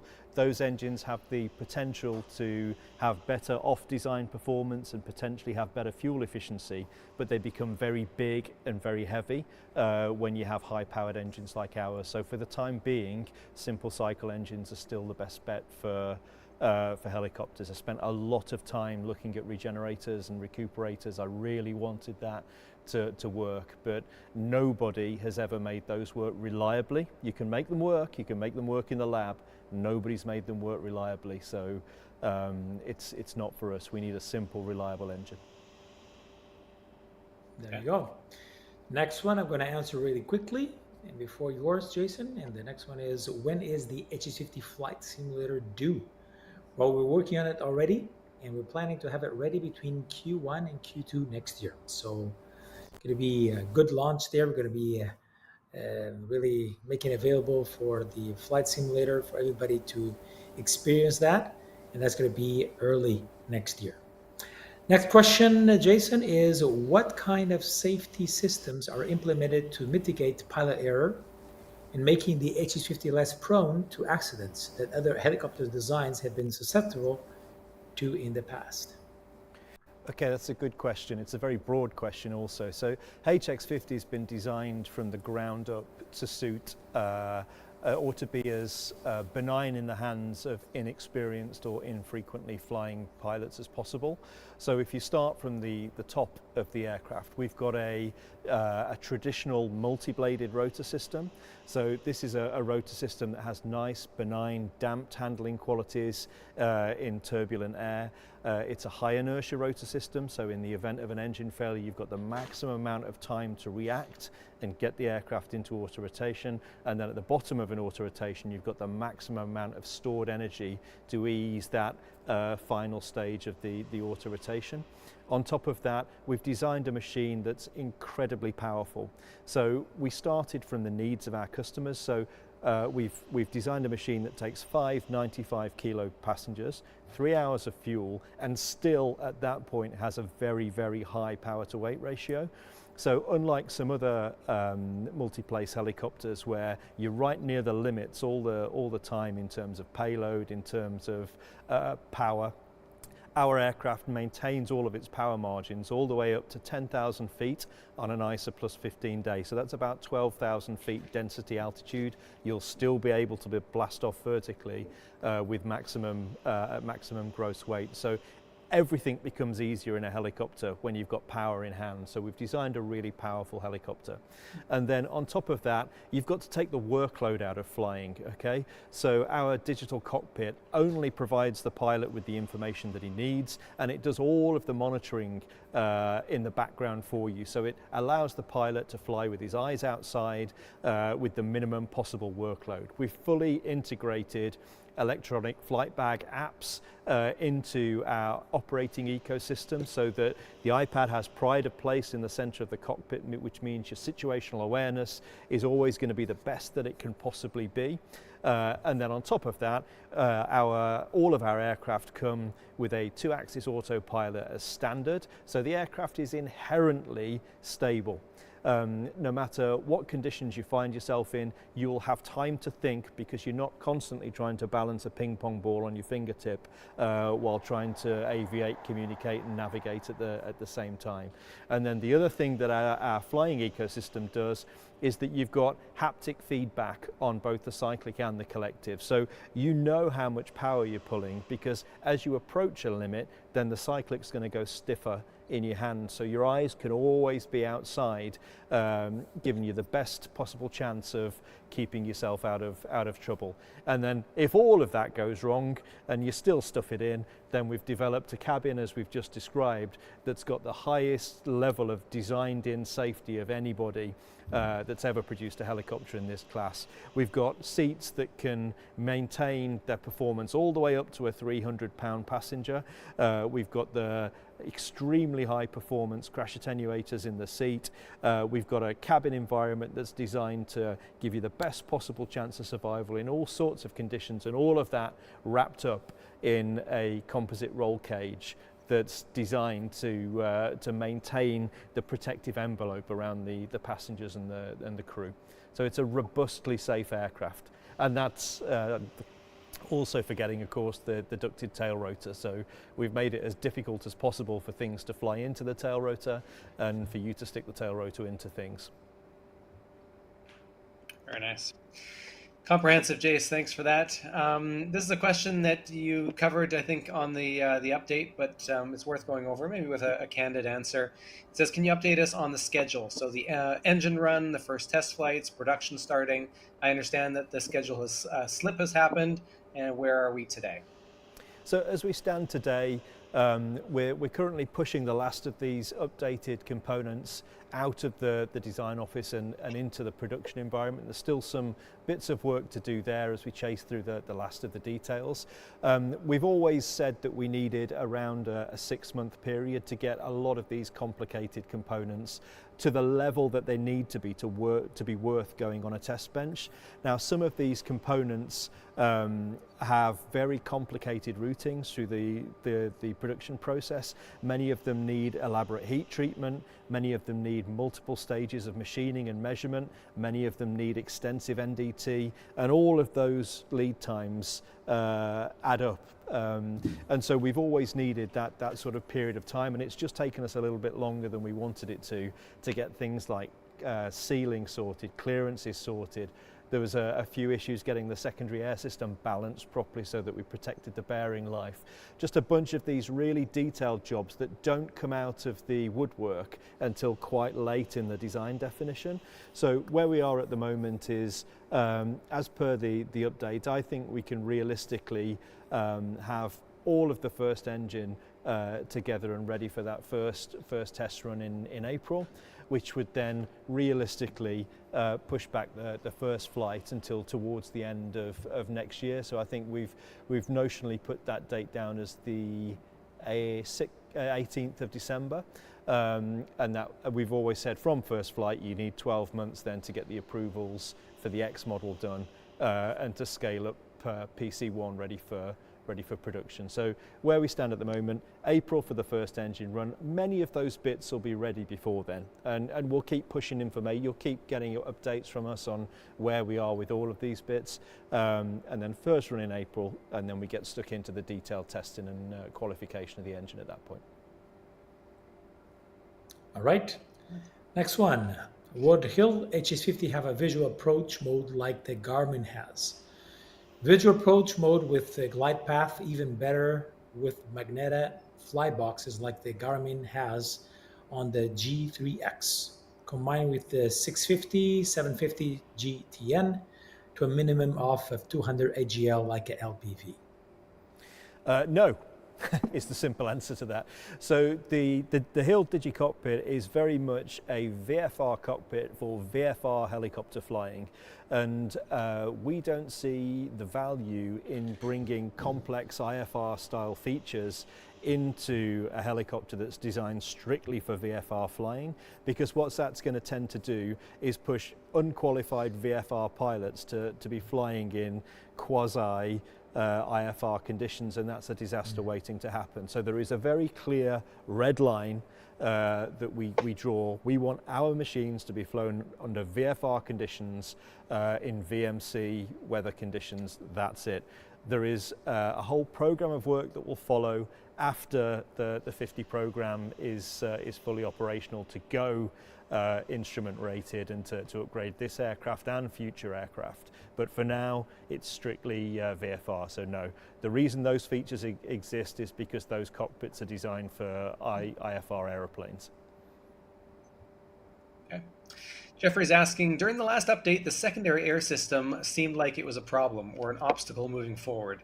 Please provide an update on the progress that's been made since then. I think you did during the update, but I can say a few more. The secondary air system's in really good shape at the moment. So I don't know how well this analogy will work around the world, but here in the UK we have central heating systems at home where you've got water-filled radiators in all of your rooms, and when you try and balance the central heating, you change one in one room and it affects everything else, and that's a lot like a secondary air system. You fix one problem and you end up chasing it around the engine. So it took us a little while to get that balance, and also to tweak the configuration of the secondary air system to make it less sensitive to the things that can change between engines and can change with things like clearances. And we're in a really good position with that now. We've got a really robust secondary air system. It works very nicely.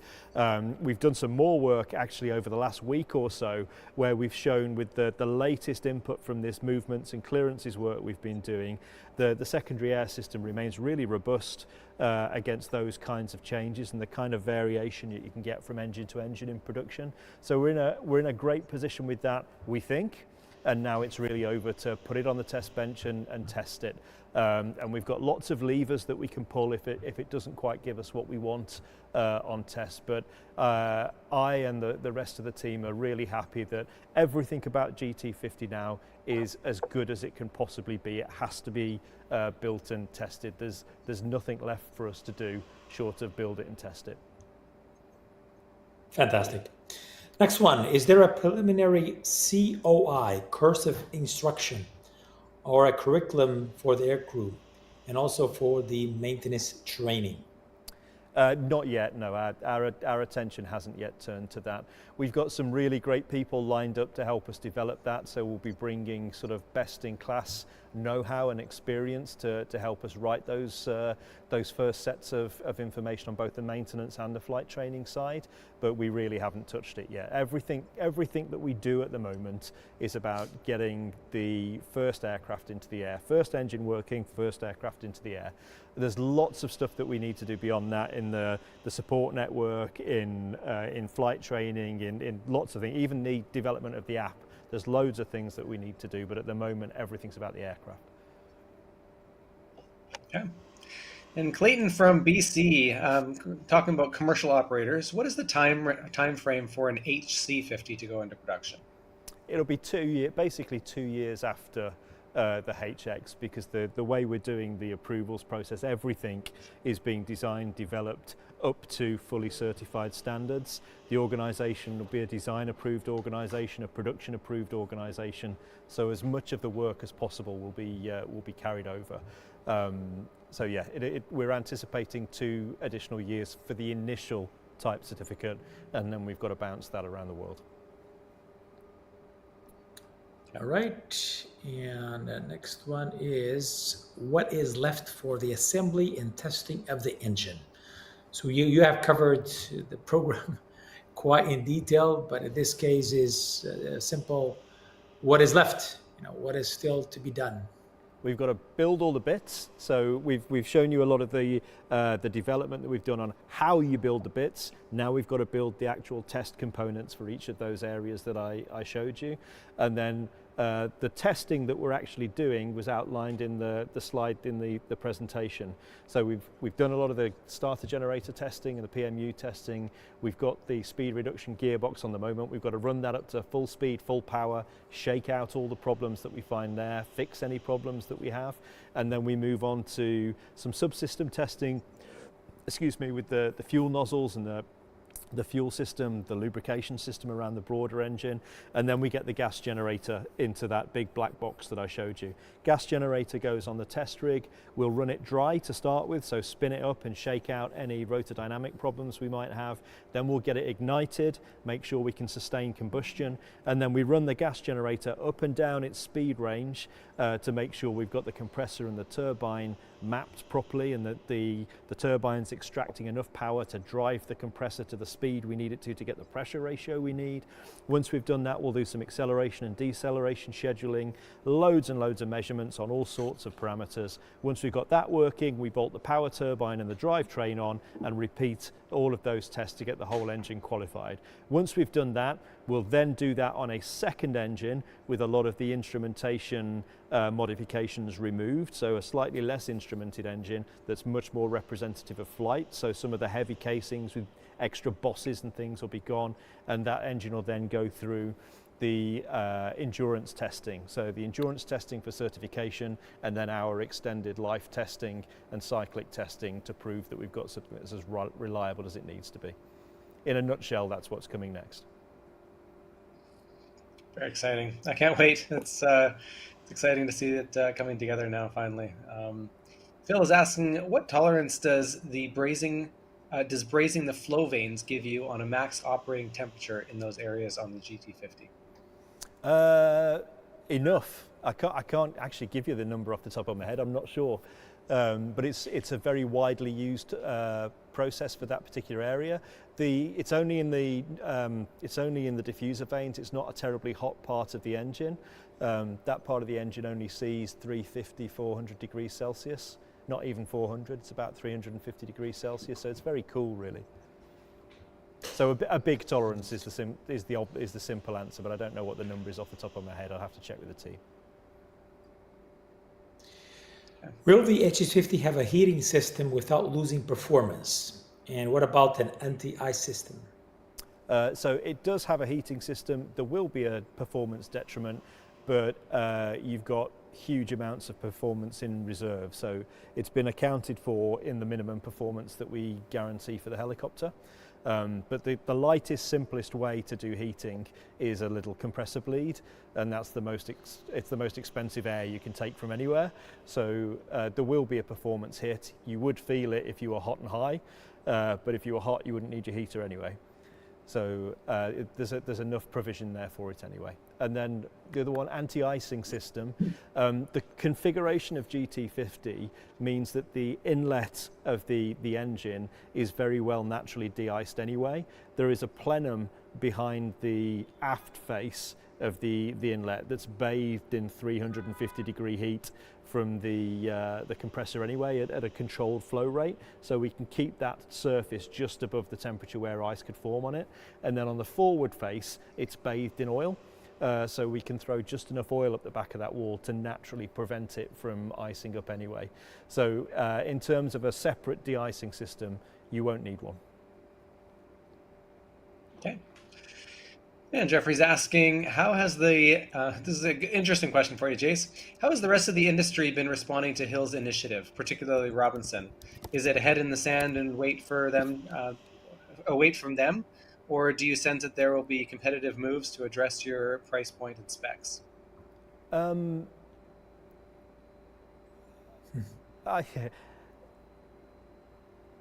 think the market is very well aware of what we're doing.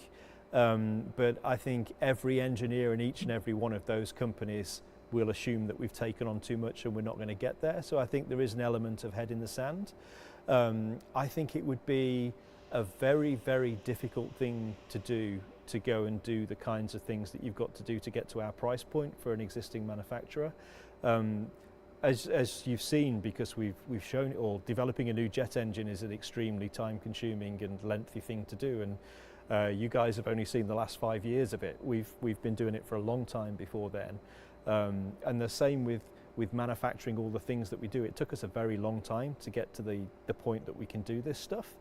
And so I think there are things that are being done. There are things that they could do. But I think the different manufacturers might find a different place in the market.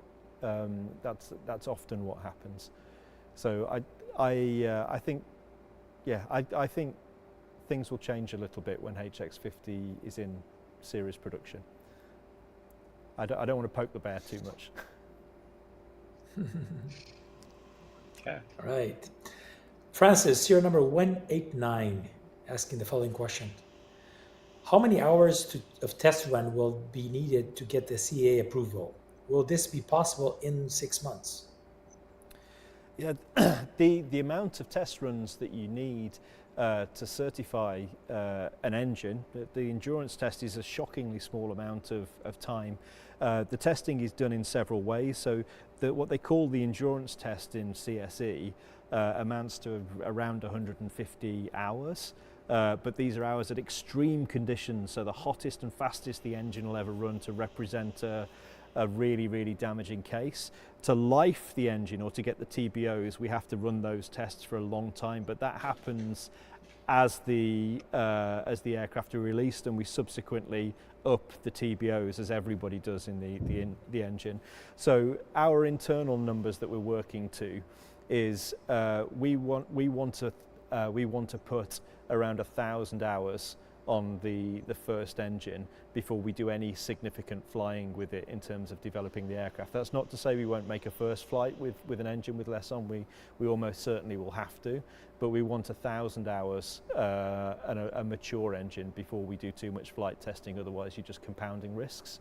And I expect that by the time the first production machines are out there, we'll have engines with several thousand hours on them on the test bench. Wonderful. That'll be Ruben and I. I'm looking forward to that. John is asking, in the case of the GT50, or sorry, is the casing of the GT50 a containable structure in the case of a failure inside the engine? So yeah, that's a certification requirement. So we have to be able to catch blades. So both the HP and the LP blades can be caught by the structure. Disc bursts are a different thing altogether. They're so high energy that you can't contain them, and there isn't a requirement to contain them. We just have to show that the probability of a disc burst is incredibly low. Hence why we go to all the trouble that I've explained in the presentation about why the quality of those discs has to be so high. But yes, we can catch blades. The engine casings are designed to catch blades. The discs, no, we can't catch those. Next one is a very curious question. Jace, have you taken apart and studied the highly efficient and trouble-free operation of an existing R66 engine, in this case Rolls-Royce, or even the Colibri 120 engine, to learn how they made it such a reliable turbine? No, we don't do that. We can't do that. We've spent a lot of time. I've spent a lot of time working in engines. We've got a lot of people that have spent many hours working in the gas turbine engine, working in the gas turbine industry, for all of the major other players. So we have a wealth of knowledge of how to do these things on the team, and that's the knowledge plus our own capability that has led to GT50. And GT50 hasn't come about overnight. GT50 has come about through lots and lots of iterative refinements, lots of analysis, lots of testing, and of course a knowledge of all the things that have worked well over the last 70 years or so that these engines have been around. So we try and absorb as much of what we know works well, but it's a fresh and unique design directly from us. Okay. And Jace, this next question is from Wayne, and just to give you a little bit of background context, Wayne attended one of our presentations a couple of weeks ago, and he's attending, I believe it was from New Zealand or Australia, one of those two. He has a slight color blindness. He was able to pass the secondary color blindness test, actually similar to how I did it. In Canada, we don't have any restrictions when you pass the secondary one, but he still has restrictions on his license, so that's something worth noting. So he's asking the following question: could you please provide an update on on options Hill is exploring to accommodate color blindness restrictions? Specifically, I'm interested in understanding how these considerations might impact product design and user experience, as well as any timelines or strategy in place for implementing these changes. In all honesty, I hadn't considered it I hadn't considered it at all. But if you tell me what help you need, we'll do whatever we can to accommodate it. The beauty of our digital cockpit being digital is it would be quite possible for us to have almost like an accessible view that doesn't rely on key coloured bands and things like that. We could do that other ways fairly easily and build that into the approvals process.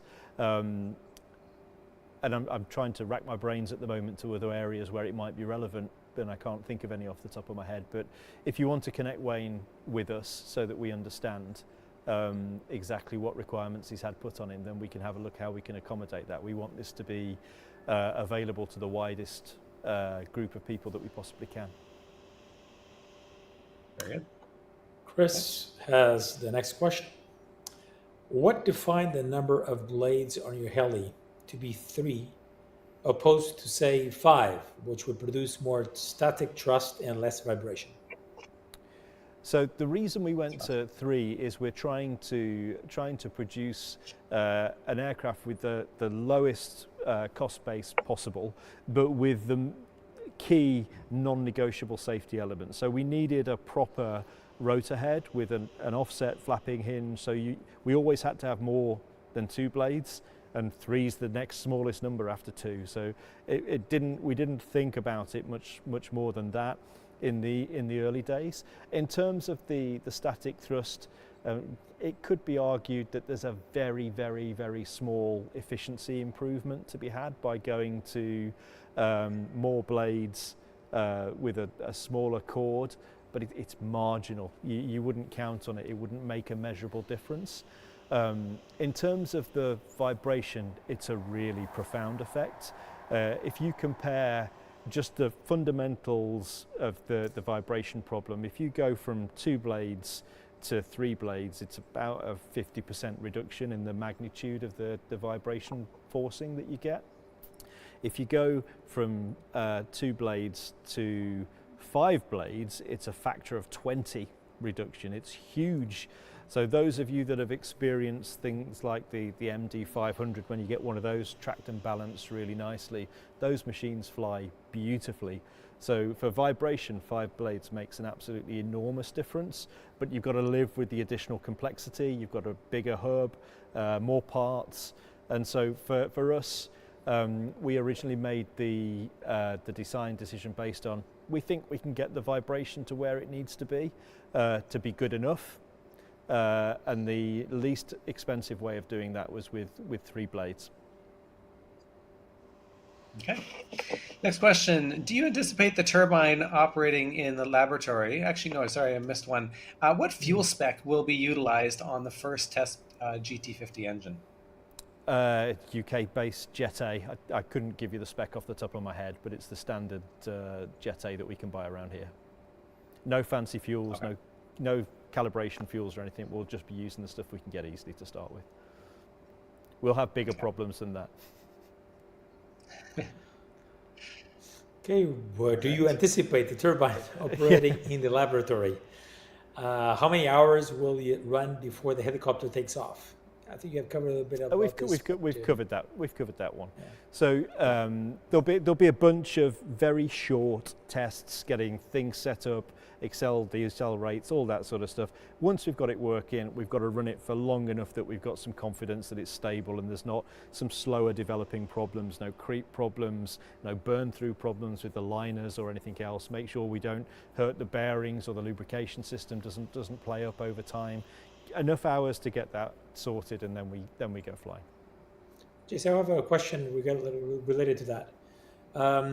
For people that visit the factory, which actually I highly recommend, PC1, we have incredible tours that you can do before you order or after you order, anytime.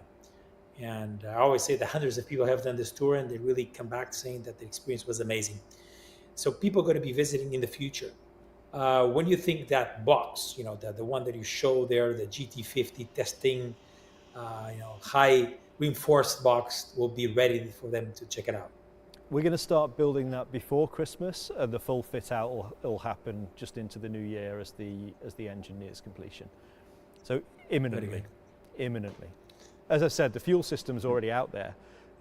We've just got to get the tests on the containment stuff sorted now. Okay, very good.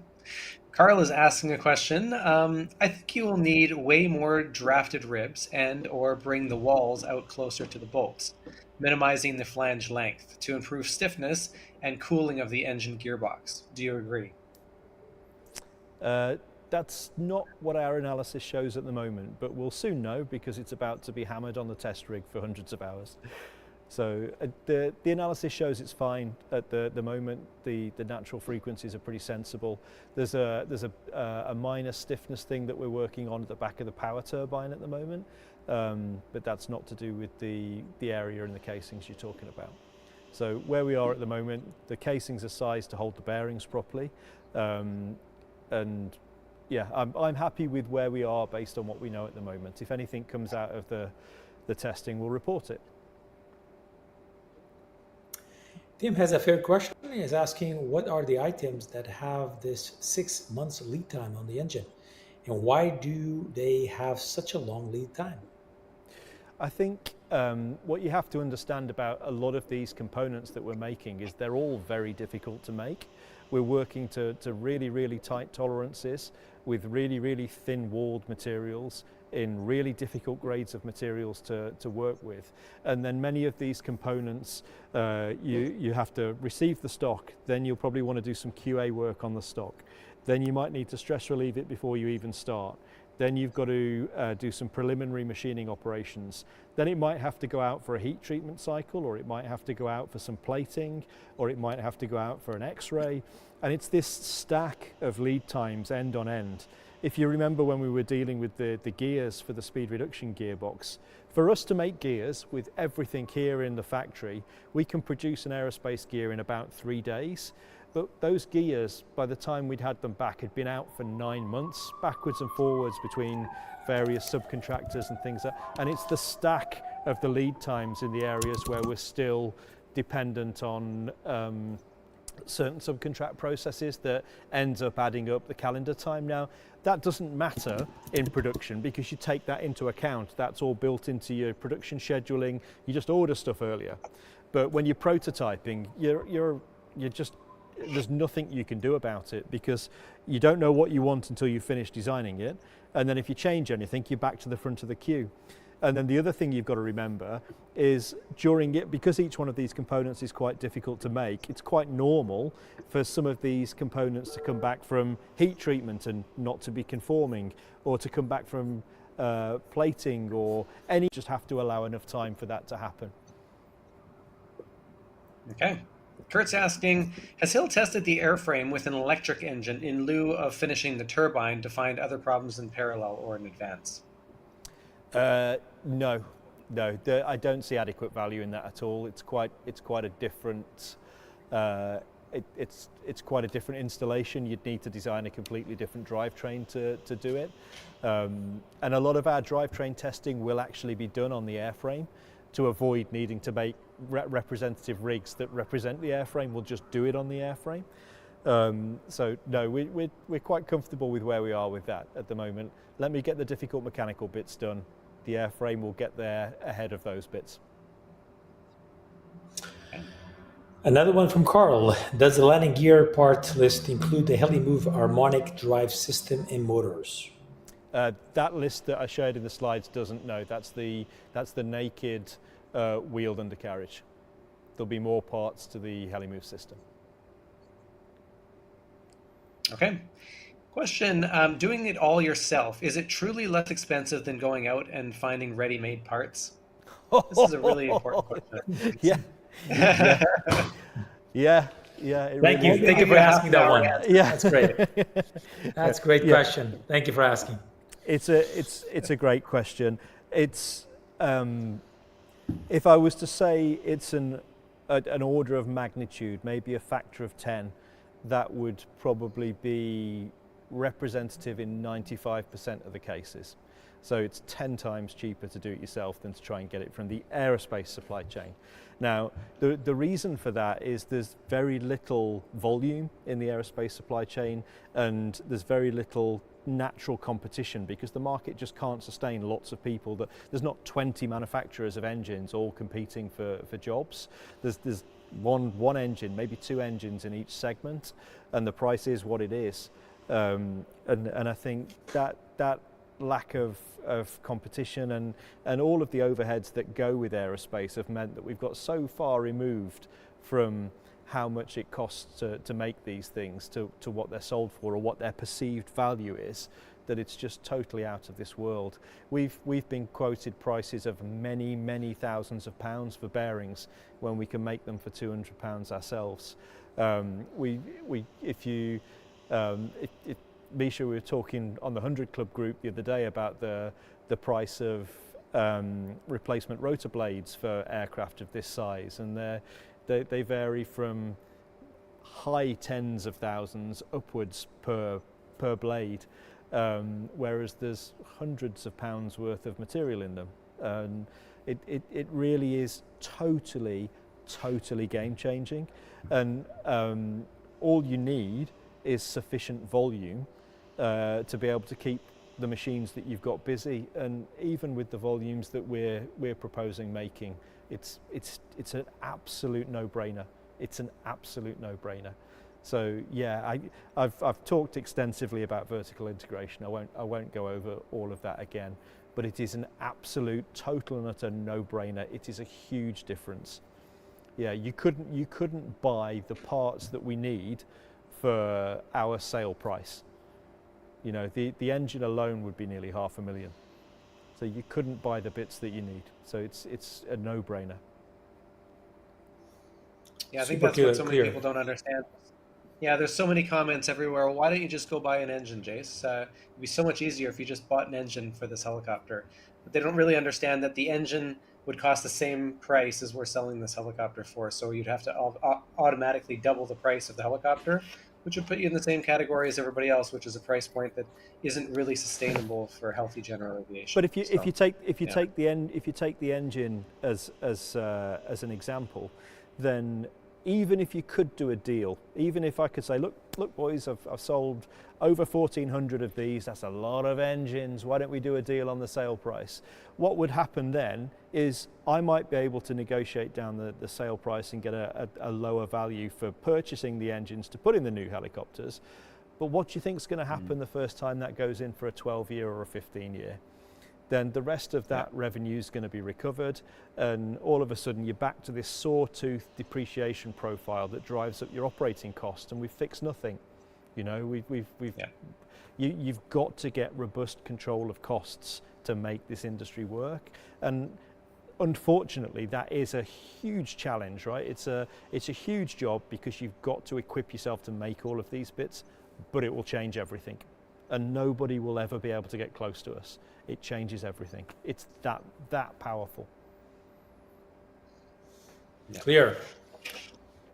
Are there plans for a no-frills utility cargo version, cargo hook, external stores, etc., for ranching and farming?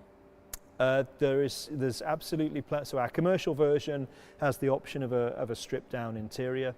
There is a cargo hook available as an option. I wouldn't go as far as saying anything we produce is going to be no frills, but there's a more robust commercial version. Cargo hook is available, and under the belly of the aircraft, under the A pillar subframe, the B pillar subframe, and the bulkhead, there's a series of hard points built into each of these structures. So you've got 3 fasteners on each of those beams, so 9 points in total to allow you to attach spray gear and subframes to mount anything that you need to, and we'll provide the technical support to be able to do installation design for that, so that these machines can be equipped for agricultural work and filming work and anything else that people can rationally dream up. Yeah, and that expands to cameras, FLIR systems, whatever it happens to be, LiDAR. Those will all be available on there. Yeah. Clint's asking, will the helicopter have a high skid version for more off-airport landings? It's not something that I've had other operators ask me about before as well. It's not something we've done anything about yet, but there's no reason why we couldn't. You've seen how the skids are designed. We can jack that up a little bit more if it's required, no problem. We haven't done it yet. If there's a demand for it, we'll do it, and we'll do it quickly. Okay. I think it'll be something from the utility world, particularly if you get into firefighting and you're landing in more bush areas where, there's a little bit more stuff around you when you're landing. To get that whole aircraft a bit higher off the ground is definitely a useful thing. Yeah. Yeah, I'm fine with that. All right. Today we have a lot of questions. We have to start wrapping up now, but I'm trying to pick here some that have not been asked before. Yes, let's go over the part, the service part. So since manufacturing in-house, going to be manufacturing in-house, how will be the availability and lead time for replacement parts? Amazing, best in the industry. That's one of the main reasons that we're doing it, because essentially we make the whole thing. I only have to buy raw material. And so I have the lowest inventory cost that anybody could have to be able to carry all the spare parts that we need, because essentially we're adding all the value. And you might sell your first helicopter by the way it looks, but every subsequent helicopter you're going to sell based on support.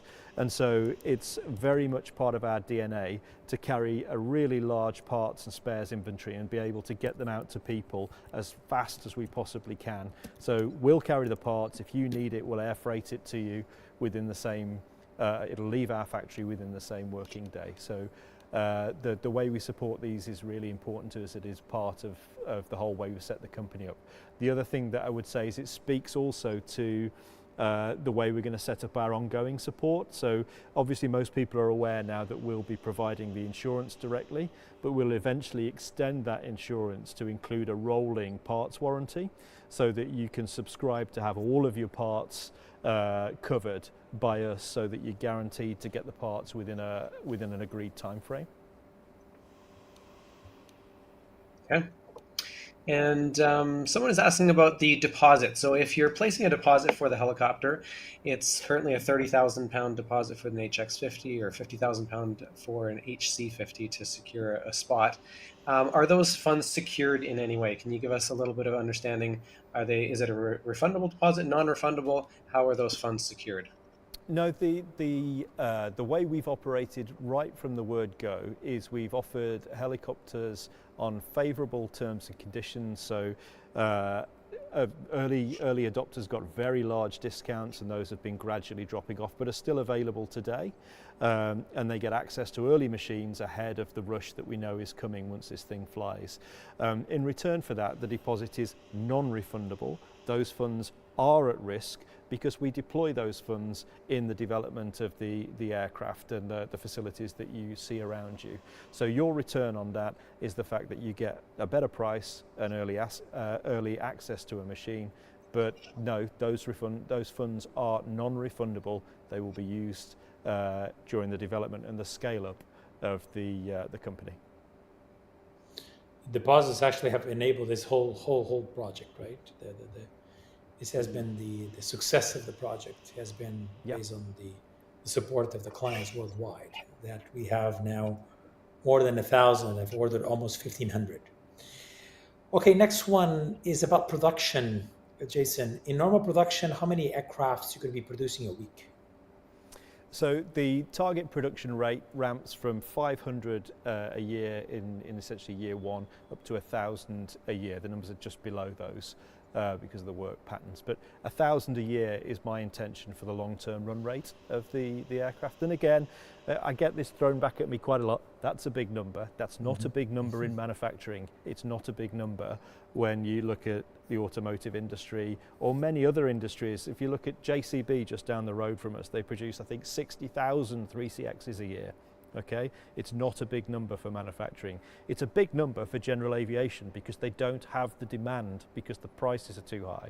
So in terms of our operation here, we've designed a facility. We've got very good at building factories. We've got very good at recruiting production staff, and we will scale to whatever the demand is. At the moment, I don't see any demand for HX50 beyond 1,000 a year, though if it turns out to be thus, we'll scale the factory further. And if you look at what we've done in developing the facilities here, you've seen how quickly we can build facilities that essentially are able to build every part of this helicopter in volume. We just need to build more of this.